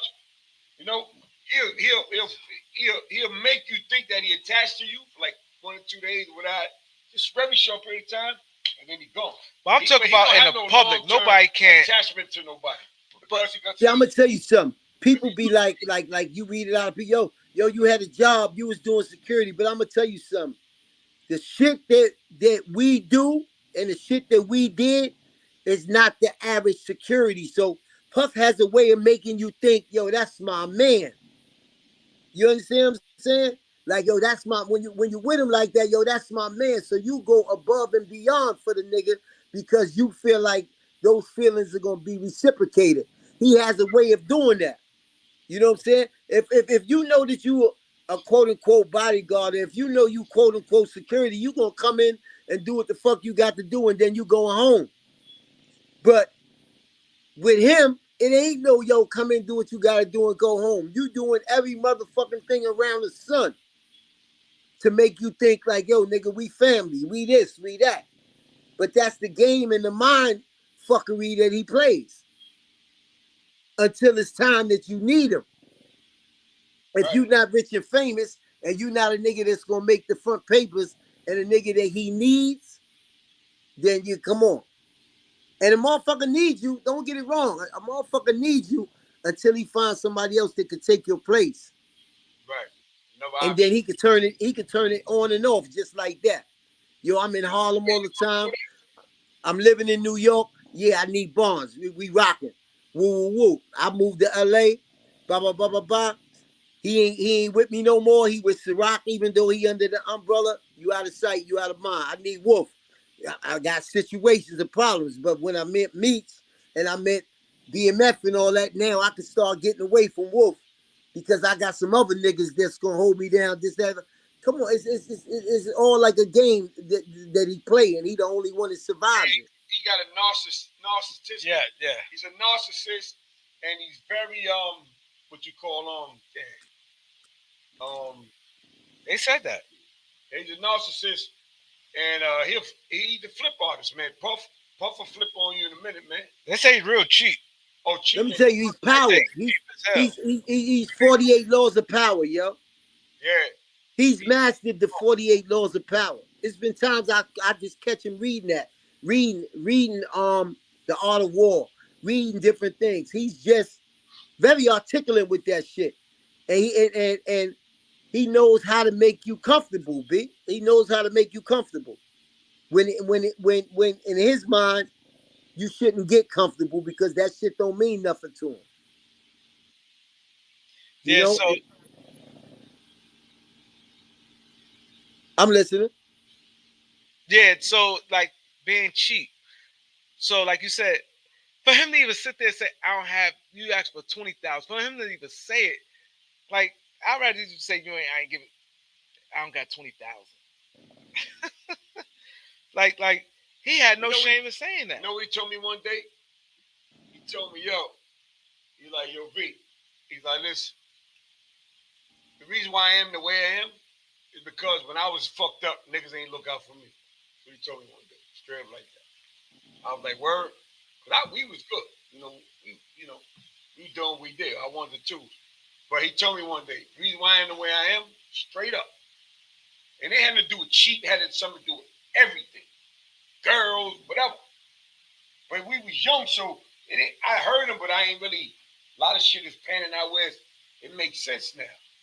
You know why? I don't believe that? Because everybody, he wouldn't be where he was at if people didn't look out for him. No. That's a good point. You know what I'm saying? That's a good point, bro. All the way to Ferg making the bad boy logo. You know what I'm saying? All the way to that. You know what I'm saying? You would say like, damn, all the way to Groovy Lou coming up with the name Sean John. You know what I'm saying? You can't sleeping on the couch. You know what I'm saying? Uptown with Ferg and them sleeping on the couch. Like, I think people looked out for him, man. I think he just, man, I can't even come up with, I can't even, like, if I sit there and really try to figure out why a motherfucker like that be, I'll be lost, man, because it's like what you said. You can't see, okay, you could be the way that you say, but goddamn, it ain't nobody around you. It ain't nobody around you, man, that can afford to live. Tata, you got Juan, you got Emery. You know what I'm saying? You got a small circle. You had a small circle. You ain't have a big circle. Attachments, yeah. You don't want nobody to be able to live where you live at. You don't want it like for real. You got the capability of riding up on your man and seeing that he got a house and his family is good and feeling like, damn, B, look at my nigga. Look, I did that. That's the type of shit that's supposed to make you feel good. Not a motherfucker coming to ask you for something all the time. It's two different type of people, man. He's power hungry, yo. He's power hungry. You know what I'm saying? Instead of giving you your own, he wants you to always come ask him. Yep. That's how he is. And that's the difference, man. You look at Jay Brown and them, they live in Beverly Hills too. They live in Bel Air too. They might not live where Jay live at, but nigga, we ain't too far away from you. what I'm saying? And he proud of that, and he feel good with that. Because you gotta understand, ain't nobody no dummy. Ain't nobody gonna leech off you. All you gotta do is open the door. But see, a motherfucker feel like if he open up that door, my niggas ain't gonna want to fuck with me no more because they ain't gonna have no reason to be around me no more. That's why I respect LeBron James. Like off the, I don't a lot of stuff he do on the court, but off the court, LeBron, I don't respect about him. I mean, what I do respect about LeBron James, he put all of them in power. All of them is in power, and they getting their own money, making their own moves, and they still cool with him. So I definitely respect that about Bron. And like you said, that's the how it's supposed to be. All your homies to be millionaires. You gotta look at everything, man. Like I even look at his family situation. And I see Christian rapping, but you don't see nobody prepared to take over that him. Like maybe now, maybe not because of everything that's going on. But before this situation, who did he really put in power to take over?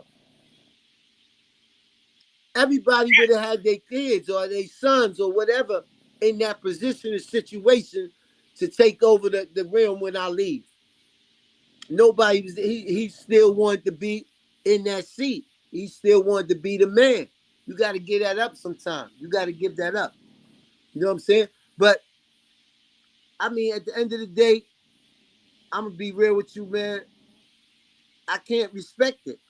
You know what I'm saying? I can't. I can respect what you did. I can respect the accolades that you achieved. But it's all a facade to me, man, because you ran around with love and you ain't show no love. Correct. And once again, I blame that on us. Because nobody checked that. But nobody checked that. Let me ask you a question, Rod. So, what's your it's a two-part question. What's your were you and Gene Deal ever friends? And how do you feel about Gene Deal going at Puff the way he go at Puff for so long? Good question. Well, we never was friends. We met before, but we was never friends. And like everybody else, at the beginning, I didn't understand it. I didn't understand it at the beginning. I was like, yo, what grown man gonna take every day, basically, not every day, but, you know, gonna talk about another man? It's time to go on with your life. But understanding the internet now and how views work and all that stuff like that, I say more power to you because I know you getting your money from it. That's the first thing. The second thing is, I felt him when he said, people want to know why I go so hard on Puff. He said, I go so hard, man, because I told him not to take Biggie to that party. And when he said that, that hit me in a way where I said, damn. He said, I told him not to take Biggie to that party. I told D-Rock not to go take Biggie to that party. And when he explained that Puff took D-Rock out the day before to soften him up so that he could get Biggie out, I said, you know what? He was just thinking about himself again. You know what I'm saying? He wasn't, of course he didn't think it was going to happen, but why take the chance? Right. If somebody told you. These guys roll. Why take the chance if somebody told you?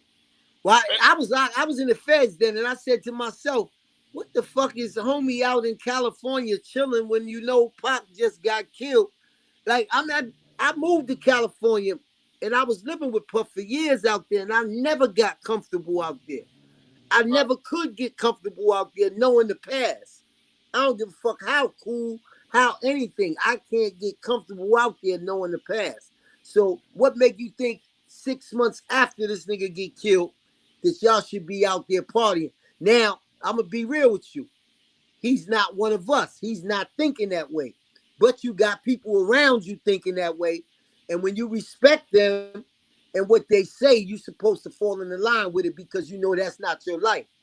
So if a nigga telling you, yo, B, I got a call, I got this, that, and the other. Wolf wasn't out there. You know why Wolf wasn't out there? Because he said, yo, we ain't going out there right. So I'm not going. So this is a nigga who play that game.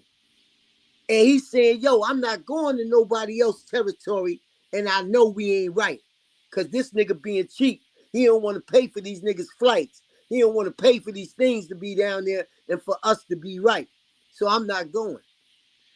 But you know So it's when crazy. you got, I know somebody from LA, and they told me around that time, they said it was the temperature around that time. Ever since Pac got killed, they were just so furious, and they was on go. My man, of course. He's like, at that time, he said, yo, they ain't want to see a New York artist. Period. If you remember, Nas and them even got into it. You know what I'm saying? So it's like, why take that chance? Once again, it's all about the money, and it's all about the power. You got a studio in New York. They ain't have to make no motherfucking album in California. You got a whole building in New York. You know what I'm saying? But it's all about the money, and it's all about the power. I'm gonna be real with you, man. That man don't value nothing but money. He don't value friendship. He don't value love. He don't value family. He value money. You know what I'm saying? And I had to see, and when you see it, we blind to it because we don't want to admit it. But then it comes a day and it comes a time where you got it. It can't be no more blind. When a motherfucker just blatantly put it in your face. And it took for that situation with my son. This my son. This my blood. This my only son. This is me. Like, I can't even think of a reason that I could give you and to tell you I can't. If you called me and said, yo, you know, Justin got a situation at the school, I can't tell you nothing but I'm on my way. I can't tell you nothing else. I don't give a fuck what's going on in my crib, my house, whatever. Nigga, I'm on my way because that's baby boy. You know what I'm saying? So 100,000, you get that shit to a bitch to fix her body. Right. You know what I'm saying? The bitch want new titties and a new ass. You telling her go in the safe. Go ahead, man. Yo, tell Barnes to go in the safe and get that for you. You know what I'm saying? So, you know, that's the only thing, man. That's the one thing. I don't give a fuck what this man did. I'll come up with an excuse for him on everything. But I can't come up with no excuse, B, when we was together when my son got locked up. Me and him was in Paris together when I got the phone call. And he said, yo, go there tomorrow, yo, because you halfway there now. You in Paris. So it ain't like something you heard. You was with me when I got the phone call about this murder charge. And I had to go to Africa. I left him in Paris.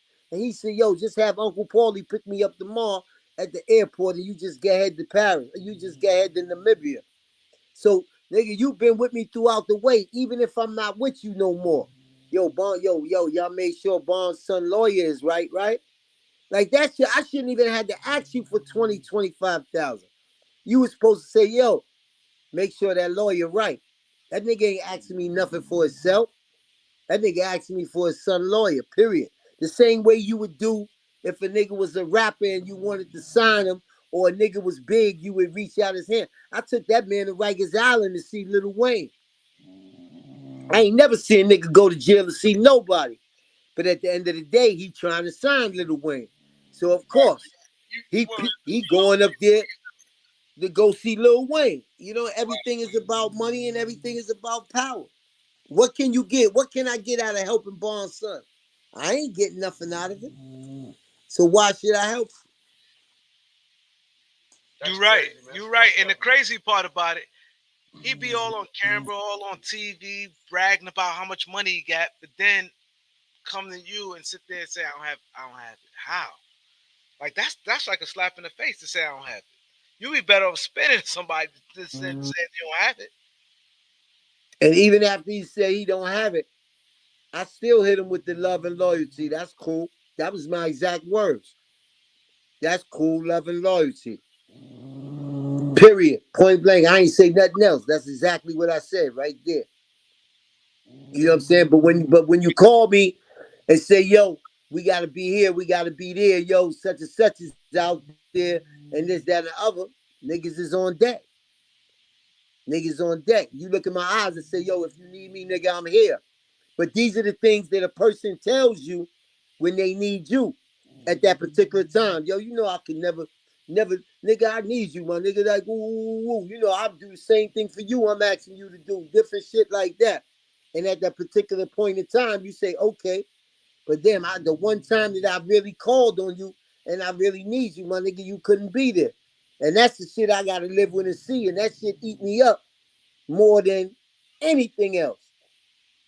That's the one thing, my nigga. And God don't like ugly though. Look what's going down. You're right, God don't like ugly, but at the same time, a dude, friend, business associate, whatever they are, call you and you move for them on the instant, and then when you time of need, you need them, they give you their ass a kiss. That's some fucked up shit, man. it's some fucked up shit, V. But at the same time, if you let that shit get to you, nigga, you gonna run up on a nigga, B. 100%, right? You gonna do some shit that's gonna cost you even more in the long run. Yep.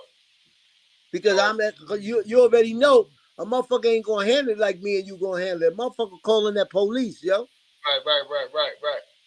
Period. At all. Not even a little Period. bit.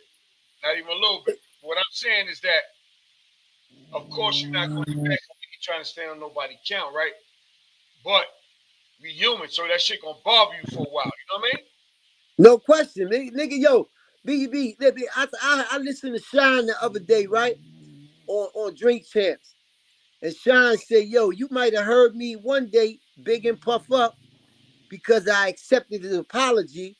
He said, but then the next week I might have been going at him. He said, because my emotions was all over the motherfucking place. Right. And that's how I be sometimes. You know what I'm saying? Like, yeah, fuck it, blah, blah, blah. But then next week, something might hit me.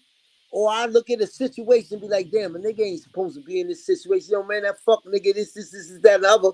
And motherfucker, my wife would look at me and be like, yo, I just thought you said last week you wasn't going to talk about that no more, this, that. But a nigga emotions be all over the motherfucking place.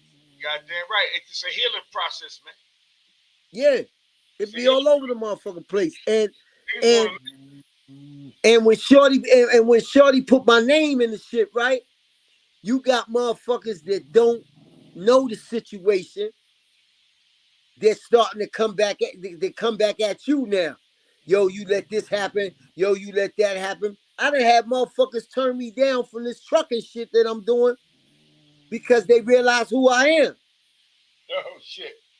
You know what I'm saying? Nah, we okay. You one of those. One of what? One of what? You know what I'm saying? Because you gotta remember the outside people don't know what the fuck went on. They don't know who you are. I gotta sit there and tell them, yo, B, like she put my name in the joint. I tried to help her because I'm trying to get the motherfucking job. So now, after you don't get the job, your emotions is back in this shit again. God damn, nigga, what the fuck? You know what I'm saying? So that shit, sometimes what you're saying is that even when you go to work, sometimes you get a little backlash, huh? Oh hell yeah. Oh hell, I done lost little accounts fucking with that shit because people don't want to be bothered with that. Like people had already knew who Rodger was to a certain degree. But when this shit hit the fan, nigga, you couldn't go on the motherfucking joint without seeing a picture. You know what I'm saying? To the point where I had to do an interview to kind of clear it. Like, yo, hold up. Nah, y'all got the wrong picture. This is the picture I need y'all to see.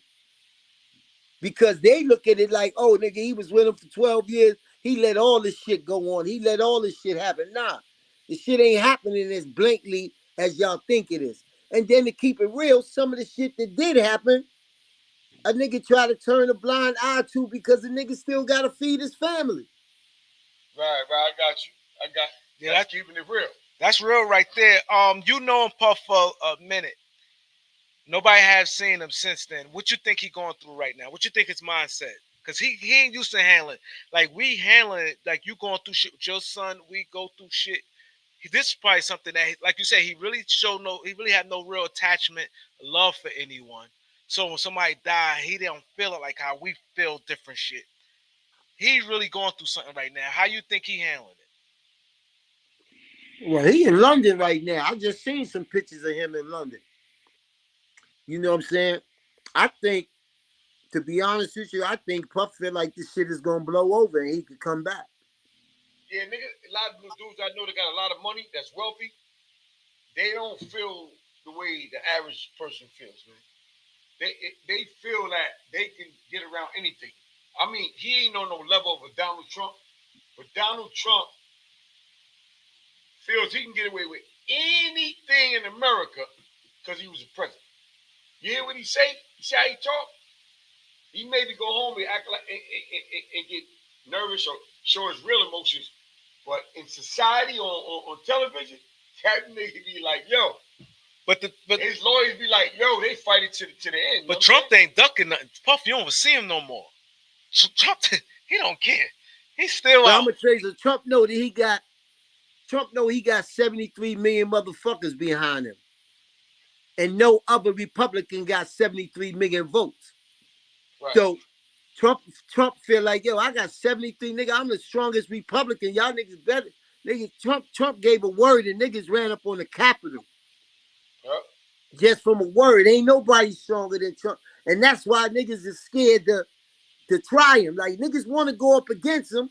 But even now, you got people fighting saying, yo, they trying to get on the people who said that he couldn't run for president. Because now Trump got over 100 million votes because he had 73 million white people before. Now you got every black person screaming Trump right now because of that money. So this time he getting ready to break, if he could run, he getting ready to get over 100 million votes. That's unheard of in history, yo. Yeah, because we easy. You got some of us saying, yo, we won't vote for Trump. But man, look at what's going on, man. Everybody, yo, when Trump was in here, nigga, we had money. This shit was flowing. So you already know when they go in that voting room who they voting for. Right. Yeah, Biden is a done deal. Biden is a done deal. Biden should have been a done deal. And instead of the Democrats trying to reel somebody to come up and run, they sticking with Biden. But nobody got respect for Biden. None of these countries got respect for him, yo. You know what I'm saying? The one thing you can say about Trump is that he built relationships with the enemies of the United States. You know what I'm saying? They respected him enough that they built that. And when it comes to Puff, it's like, I feel like he know that black people is forgiven. You know what I'm saying? So stay out of sight, stay out of mind for a little while. Trump pardoned like 4 or 5 black motherfuckers, right? He pardoned way more than 4 or 5 black. He pardoned. A lot of people. Yeah. Kodak Black. But I'm calling some niggas but he pardoned a lot of black people. Already there. Them young niggas like Trump, man. Then he pardoned Guy Fisher, right? I think Guy Fisher, right? that nigga pardoned Carlos and them from uptown. Who you said? Yeah, ASAP. ASAP. ASAP, Carlos, and you know Carlos from the Bronx. It was uptown. Yeah. ASAP Rocky. Yeah, Fat Frankie and all them from Polo Ground. They had that big dope case in Baltimore. Yo, Trump. Yo, if you ain't snitch, Trump was rocking with you, yo. He was rocking with you. I'm not gonna lie, man. He had pardoned Jimi Hendrix, yo. Them niggas superseding that pardon, though. Oh yeah, you're right. Hey, Rod, let me ask you a question. So what's your take on Al B. Shaw and Puff's son? His son and Puff. Been around that? Yeah. I can't respect it, man, because what's the sense of you speaking up now? Kim is gone. Your son is a grown man. What's the sense of you speaking up now? Why you ain't speak up? Why all this was going on with your son? Why did you let that man adopt your son legally? You know what I'm saying? So that's crazy. A lot of shit that Al B. Shaw is saying to me right now, I can't respect as a father myself. That's crazy. Yo. You know what I'm saying? And once again, that was a power play. I'm gonna adopt your son right in front of your face. All right, come on. Who's sitting there gonna let somebody else adopt you? I don't give a fuck if me and the mother are together or not. Ain't nobody else adopting mine. Oh, that's crazy, man. Yo, man, that's some weird shit. That's kind of weird, right? Yeah, that's a power play. I'm gonna show you how strong I am. Not only am I gonna take your bitch, nigga, I'm gonna adopt your son legally. You know what I'm saying? So, I don't got nothing against Albie Shore, but when it come to the father thing, I can't respect that because you let it go down. You know what I'm saying? And I know Quincy, you know, or he ain't give a fuck about Puff money and nothing like that. He love his father. He love his real father. He loved Puff too because Puff did what he did for him. But if you ever talk to the kid, he really wanted his father. Yeah, he said that. He said, I look just like my father. Yeah. He said that. And they got cool. They cool now, though. Yeah, they cool now. Because you can't live. What you going to live with that? For your father's alive, he want to be in your life. You can't keep holding grudges. You know what I'm saying? But at the end of the day, that respect thing, and then like I said, he had Puff. So he wasn't needing for nothing or wanting for nothing, but he would have wanted that father love. Hey, Rog, you ever meet Sarah from Atlanta? Yeah, that's my girl. I love Sarah, man. That's the one he kicked in the stomach? Sarah's I used to love Sarah. Nah, that was Gina you talking about. Hey, Rog, listen, man, right? That's a beautiful motherfucker, right? Yeah, that was Tupac old girlfriend. Then we should go on. Hold up, that's who? That was Tupac old girl. Yeah, Sarah bad as a motherfucker, right? So, yo, man, I tried all kind of shit back then for Sarah, man. I was a fly nigga, super bad nigga back then, but Puff had on lock. She said, no. She was scared. I don't know. Now I think she was scared of the nigga, man. You know what I'm saying? But at the same time, you know, she was loyal to that nigga for a while. And he got a kid by it, too. Yeah, I know. Yeah, a kid by it. They said 50 Cent going at him because he took 50 Cent baby mom, the one 50 Cent got son by, the younger son. They said that's why 50 Cent going at Puff like that because he mad. Yeah, that's what they saying. They showed pictures with Puff like on trips and stuff with her. They saying that's why 50 going at Puff like that. You heard that? I could believe that. He definitely was fucking with her.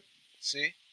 He definitely was fucking with her, but I think because 50 and him had a funny relationship, man. 50 was always going at him whenever he felt like it. If 50 woke up in the morning and just wanted to go at him, that nigga start posting some crazy shit. I think 50 go at him like that because he at the top. Who else you gonna go at? You gonna go at the top nigga.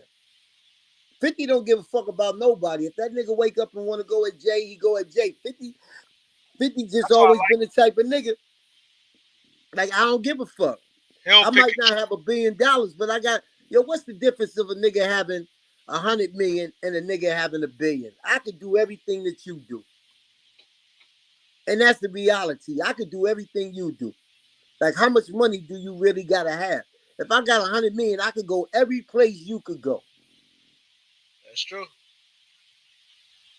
That's true. That's why I don't, and that's why I get, I think about the whole Cassie situation. And she was with Ryan Leslie when we first met her. Right? That was her boyfriend in 2003. When Puff met her, she was Ryan Leslie girl. And Ryan Leslie is not a Puff, but he a millionaire.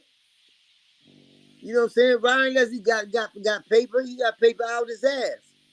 You know what I'm saying? So she was just in awe by the power. Ryan Leslie did the only album that she ever had. Yeah. That's and true. That was and nobody has been able to capture that sound no more. Yeah. Because that nigga did it out of love, B. Like, that nigga got his heart broke. That nigga ain't been the same since, yo. That's true. You know what I'm saying? And he's still talking about working with her now. Yo, Cassie got some new music. Cassie got some new music getting ready to drop.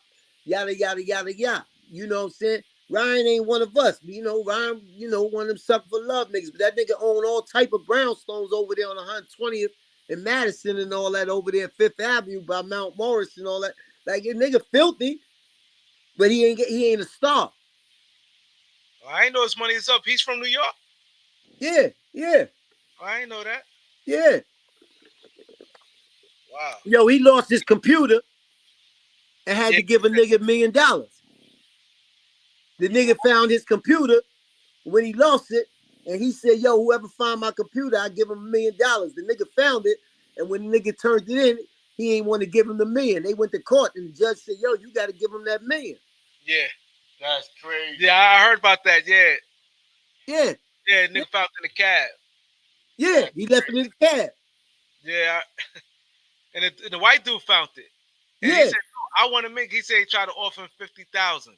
He's like, nah, he said, yo, you said $1 million. Gonna get 50,000 to $1 million. But the person feel like, man, this is a computer. Right now, somebody lost a computer and they want 50,000. You can have that shit for 50,000 right now. Yeah, but see, what happened was he opened his mouth and said $1 million. Yeah. Right. So don't try to give me 50,000 now when you said $1 million. He said it on the radio. Oh, he said it on the radio. Oh, he done deal. So you know, he got it. You know what I'm saying? He got it. Ryan is a tech whiz, yo. He's a tech whiz. He got his money from tech. You know what I'm saying? He wanted them tech niggas to come up with apps and all that type of shit, as well as the music and all that. So he do a little both. Yeah. So you know, at the end of the day, you know, you get what your hand called for. You know what I'm saying? If she would have stayed with him, she probably would have been married way a long time ago and everything else. But you know, she was chasing the money and the fame. She wanted to be a star. You know what I'm saying? And when you catch somebody at 19, come on, man. You catching him at 19, you 37, and you got money like that. Come on. We catch him. When we was younger, we'd catch him at 19, and they'd do everything we said, and we ain't got nothing but a couple of thousand. So imagine if you at Puff Daddy house. Yeah. And you 19. And he got the capability of snapping his finger and making you a star. And he telling you he gonna make you a star. You gonna hold on as long as you can, hoping that that's true. You know what I'm saying? I mean, she wasn't supposed to do all the things that she did, but you know, the nigga is a manipulative genius. The nigga manipulated me. I ain't gonna lie. Nigga made me feel like, yo, nigga, as long as I got him next to me, nigga, I could take on the world, my nigga. And I'm gonna be real with you. Like, nigga, I ain't need for nothing, but you don't need for nothing and want for nothing as long as you right next to a nigga. Right. And that ain't how it's supposed to be when somebody fuck with you. Because I shouldn't have to be next to you in order for me to live a certain type of life or to be able to do certain things. I ain't got to live your life. I ain't got to live your stature, nigga. But one thing for sure, nigga, you with a nigga for 10, 15 years, nigga, you should be straight. And I wouldn't even fit. But nigga with me, and he around me 15 years, and he done went hell up in high water, and I know that he did those things. I'm not gonna feel right if a nigga not right. So period. I never did no paperwork, nothing like that, no contract or nothing? Yeah, I had a contract. I worked for Comb Enterprises. But you gotta understand, he owns businesses, so I'm signed to the business. I'm signed on a salary. I'm signed on a 401k. I'm signed on a health insurance. I'm signed on a regular thing, and then all the extracurricular activity, you know, come out of nigga pocket. Yo, here go 5, here go 10. Yo, this, that, and the other. I'm booking him. Like, I was doing all the bookings and everything. All the parties I was personally booking. Right. So I'm getting 10% off of that, as well as certain shit that I'm telling these niggas they gotta do, or I put on top of it, this, that, and the other. Once again, out of sight, out of mind. As soon as a nigga stop being next to him, somebody else start doing that shit. So so if you felt that it was more beneficial for you to be around him than go get with the Ciroc brand, why you ain't just chill? It's 2 reasons, man. 2 reasons. The first reason was because I had found out I got diabetes. Okay. Right? I got diabetes while I was with him. You know what I'm saying? We up all night. Niggas eating all type of shit. Niggas flying everywhere. That's the first thing. The second thing, I was tired, B. I was tired, my nigga, because I'm seeing all the bullshit going on. Niggas up all motherfucking night long. Niggas drugged up. Niggas fucked up. Niggas this, that, and other. You got to wake up the next morning. And sometime a nigga talk to you a certain way. And sometimes a nigga feel like, man, before I go to fuck off, nigga, I gotta get away from you because you're not gonna be talking to me any type of way you want to, just because I'm getting signed by a check. You see, that's him, man. It ain't changed, man. I've been through that. Yeah, been through that, like man. you be and you try to do it the right way. You try to do it the right way. So the right way was, yo, just let me move over to Ciroc and all that, because now I'm still carrying my responsibilities of taking my family, and I'm not running back to the streets. But you just not gonna wake up in the morning just because you feel like talking to a nigga, or you got an attitude about something else. You come out, nigga talk reckless. You know that. Yeah. You know what I'm saying? So that kind of pushed me out the door. Like, nah, let me just figure out something else. Cause nigga gonna keep, you know, I know a bitch is around for 1 day or 2 days, but you want me to treat this bitch like a queen, and she might be some snobby little bitch with, oh, why you ain't open the door? Why you ain't carry a bag? Nigga, I'm not here to carry a bag. Yeah, I carry Cassie bags, but I'm not carrying every bitch that you get with bags and open the door for, oh, why he's acting like that? You know what I'm saying? Like a butler now. You supposed to be having security treated like a butler. Just so you could get some pussy. You know, it's like, you know, oh, he the worker.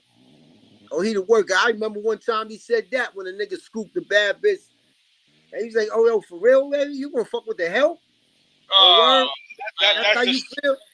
You heard that shit, man? That's Come on, my nigga. You know I ain't lying. Fuck with the help. That's crazy, man. And you bagged her. It's not like you took it. That's foul to say. That's how you do though. All them other girls, you should want your mans to come up. That nigga, that's some sucker shit, man. Me. That's real. One day, yo, nigga, you from the streets and all that. Yo, I had to tell him one day, B, I ain't gonna put a name out here, but I bagged somebody, man, that is very influential in the business right now, right? And it was supposed to be something that he had, right? And when he found out I bagged her, B, the nigga was like, yo, how the fuck you bag her? I looked at him, B, on the rear. I looked at him. I said, man, I'm from Harlem, man. I said, yeah, that's exactly what I said. He said, no, I'm not saying it like that. He said, but yo, I flew her out here. I said, my nigga, she been here for 3 days. You ain't pay no attention to her. I said, nigga, I peeped all that, B. Yeah. I'm going to spit the game on her. I said, nigga, I'm from Harlem. Nigga, I got the gift of game, nigga. And he's like, oh, all right. You see what I'm saying? So niggas like him ain't never had the school. They ain't had no girls before they had money. Yeah, right. You know what I'm saying? We had girls all our life. That was us. Right. We shopping at Layton's and AJ Lester and all that shit. We wasn't running around smoking weed the way these niggas now. We hustled to get fly and go to Martin Luther King and Julia Richmond and all that. The Playboys and all that, Malcolm X and shit. Come on, we jumped at OJ's to go to school, nigga. It's 3 of us. Let's chip in, nigga. We going. Come on, nigga. It's different. You know what I mean? What's wrong with that dude, man? It's different. Hey, yo, Rod. One time we was at the remember the Palladium? Yeah. We was at the Palladium. It was Biggie album release party, and we all had to wear black tuxedos, right, with the white shirt. To make it real quick, I couldn't find one, man. It was getting late, so I went in the store and I said I got to hurry up because the joint about to start. I asked the dude for a tuxedo. He said they don't got no more black, but he got cream. I said, cream? Well, let me see that. That nigga came out with the mean cream wraparound weight shit, looking like some crazy mean shit. So I said, fuck it. I get dressed. I got the cream motherfucking shit on. I got the powder blue handkerchief, and I got the powder blue baby gators lace-up joints with the little gold on them. Came in that joint. That nigga looked at me, man. We went to take a picture. That nigga took everybody over there, and he didn't want me to get in the picture. Because you was going to stand out. He's a faggot that nigga. So I ain't paying no motherfucker. I got money. I'm fly. Do me. Everybody in there. Leah. That's when Leah was alive. Leah, Ed Lover, Biggie, Russell Simmons, Wesley Snipes, all coked up with the Chinese chicks. Crazy. Everybody's crazy. So, the short of the story, we all at the bar. That's when we only drinking, popping bottles of champagne. Not the shit these young niggas do right now. with Henny and all that other dumb shit. So I bought like 5 bottles. So the nigga's like, yo, son. I ain't turning around. I'm just telling you my bottle. Yo, son. So I turn around. The nigga was talking to me. The nigga called me son. Bad people right there. Bad bitches and everything. I said, yo, you call me son, nigga? I said, oh, fuck you. So I ran at him, right? And everybody stopped. Nah, B, chill. He ain't even like that chill. Y'all was going to tear that nigga up. Because I'm a nigga that been to jail. And son is disrespectful. See, yeah. But back then, you know, come on. Nigga invite you to his dick. Or nigga call you son. All that shit is fighting words. That's right. That's you call me. Nigga call me sister. Oh, shit. They call me son. Everybody looking at me. I just felt like, yo, my image is on the line. And I was going to choke the shit out that little nigga, man. Ever since then, the little friendship we had running around with them niggas and all that shit went out the window. Man, I'm gonna tell you the truth, man. When you get that way, he know how to back up, B, and then he know how to make you comfortable again. Yeah, he got a slick mouth. So when you told me what you were saying, I remember when he told me that shit at the Palladium, man. Yeah, you know. And after a while, you just be like, "Yo, man, I this shit ain't even worth it, my nigga." So I had to figure out a way to get away from him. So when I got the diabetes, that was my way of getting away from him and still being able to take care of the family. That's why I moved over to Ciroc. I had to go to him and say, "Yo, listen, man, ain't nobody else been with you more than me in the last 10 years, man." I said, "Yo, let me slide over to Ciroc. And can't nobody deny what we doing." And I said, "Yo, I'm gonna start this Ciroc boy shit out there in the South, and we're gonna move these cases." I had to come to him with an idea in order to make it come happen because he was just ready to be, "Oh, all right, I'll holler at you later" type shit. I'm like, nah, nigga, hold up. We ain't gonna just holler at me later. I got an idea. And you know what I'm saying? And that was the idea I came up with. Funny style nigga, man. Yo, 10 years is a long time. How the fuck a nigga gonna tell you some shit like that? That's 10 years, man. 10 years, man. But let me ask you another question, right? Before we conclude the show, right? So how do you feel about a two-part question again? And were you around when Mase left Bad Boy? So how you feel about Mase when he was there? And how you feel about when he all of a sudden left? I'm gonna tell you something, man. I respect it. See, we from Harlem, man, so we know the real reasons, man.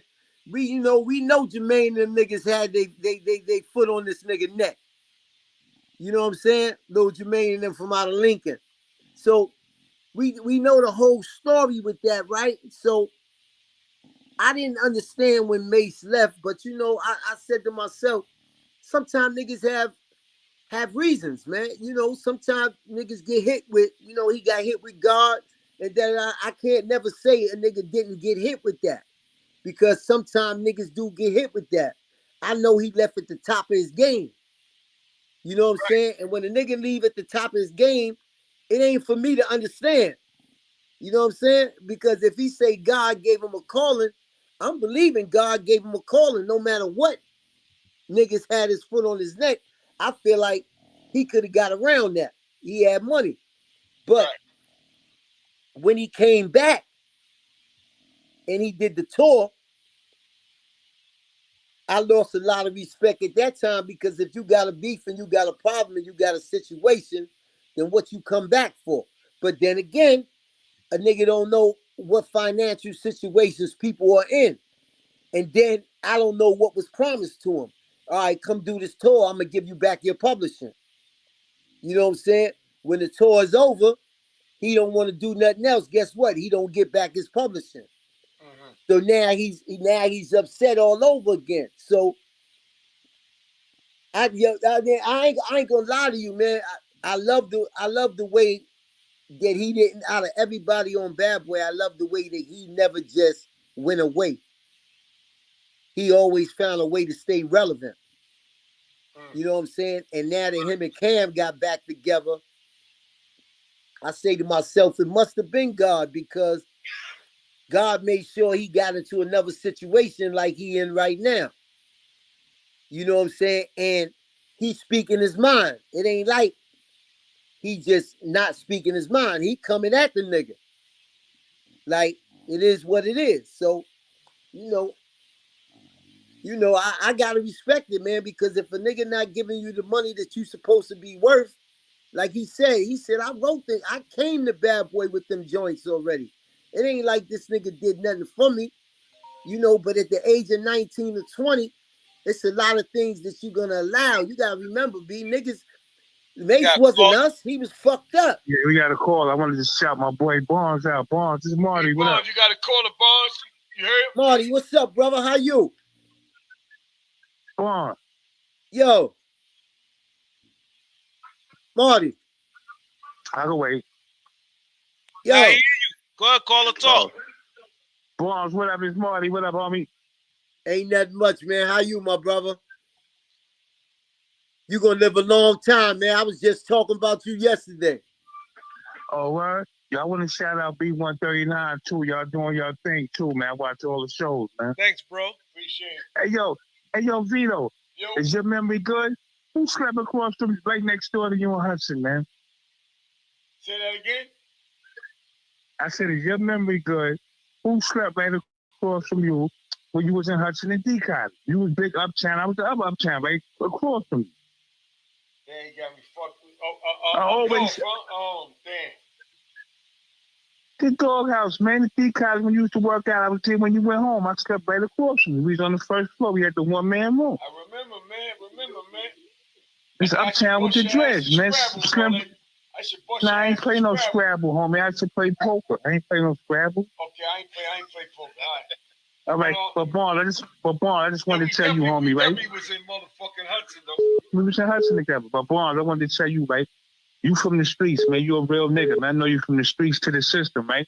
And you from that fabric. You cut from that cloth, from that fabric they don't make no more, man. So that's Puffy lost, man. You understand? Like, you know what I'm saying? You was blind for a minute, man, but Puffy's a sucker, man. That's all I wanted to say. And you know I love you, my nigga. Love you too, my dude, for life. All right. B139. Y'all keep doing what y'all do, all right? Hey, bro, we gonna chop it up. All right, copy. All right, be safe, bro. All right, bro. All right, be safe.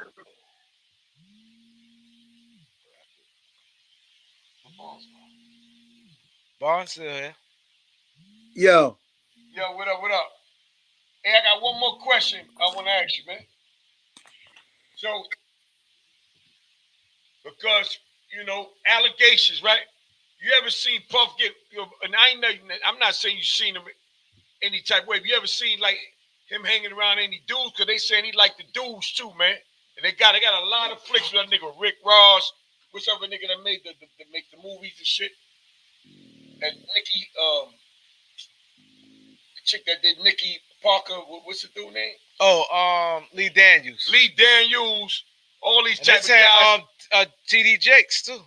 Yeah, they putting Puff with these dudes. You ever seen a nigga act look a little funny style every now and then?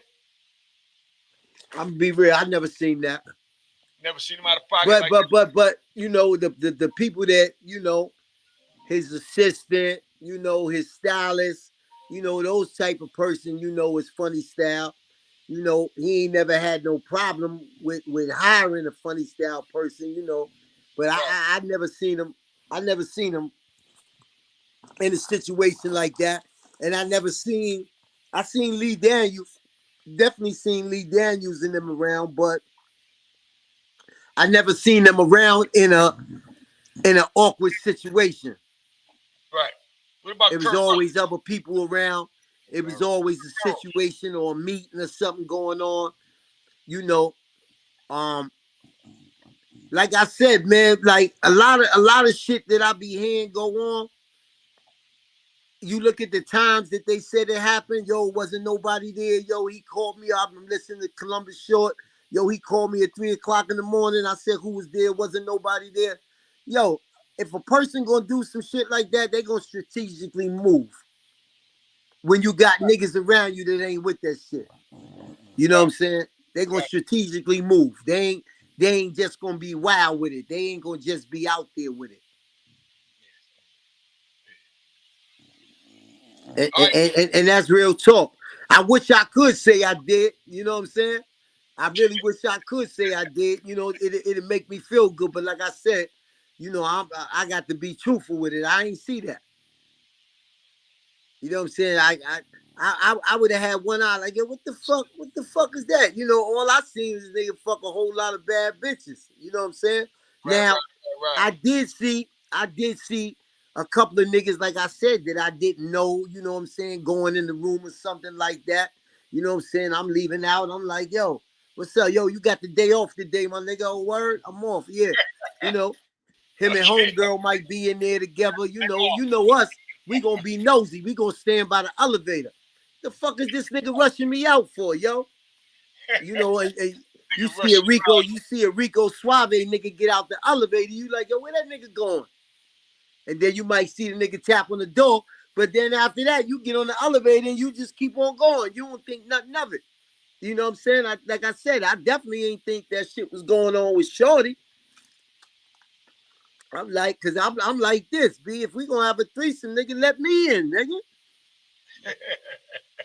You know what I'm saying? But you know, that shit is funny because a nigga get them other niggas that pussy, but a nigga don't want nobody that he gotta look at every day getting that pussy. That's what it boiled down to. I don't need to look at this nigga every day. I know he fucked Shorty, or you know what I'm saying, or he gonna fuck Shorty when I ain't around or nothing like that. Like, nah. I'd rather have a stranger do it. I got you. Hey, yo, Raj, our producers tell us we got 3 minutes to wrap it up, man. Now. So, you said now. Listen, we want to thank you for coming to the show. You know what I'm saying, my brother? You know, all we're the going to be in, and great interview once again, man. Definitely you know a dope interview. Rodger Barnes, y'all. We want y'all to follow Rodger Barnes. You know what I'm saying? So, the real Rodger Barnes, right? The real Rodger Barnes. There it is, man. The real Rodger Barnes. Thank you for coming to the show, bro. Thanks, appreciate the interview, your time, bro. We appreciate everybody that. Streaming on there, man. You know, we'll give a shout out to everybody who stood and listened to the whole interview. We want to shout all you guys out. Hit the like, hit the subscribe. We appreciate everybody. The real Rodger Barnes, y'all. Peace, bro. Peace, y'all. Y'all be safe, man, and keep doing what y'all doing with the beat, man. Put Harlem on the map. That's right, Harlem on the map. Love over here for you, my nigga. You heard? You already know. All the time. Bless your son. Yeah, we definitely gonna keep having prayers, man. Prayers up for your son, bro. I appreciate that, man, and I'm gonna keep y'all up on what's going on, man. We gonna get him home. We gonna get him home. He ain't gonna do no 29. Nah, he ain't doing that. Baby. Keep the faith. All right, salute. All right, peace. Peace. Bro. Cut the check, man. Shut the fuck up One. and cut the check.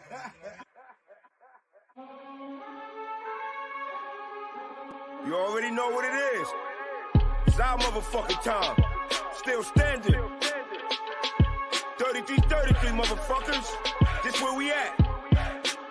You gotta come through and see us first. You know what I'm saying? We started this motherfucking shit over here.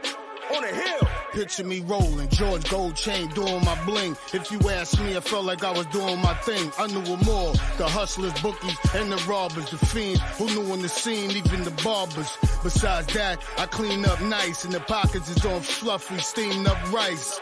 So if I kill a nigga, it ain't my plan. If he talking to you about me, he ain't my man. Moving right along, 5'9", the nice brown hands touch so much coke, baby, they white now.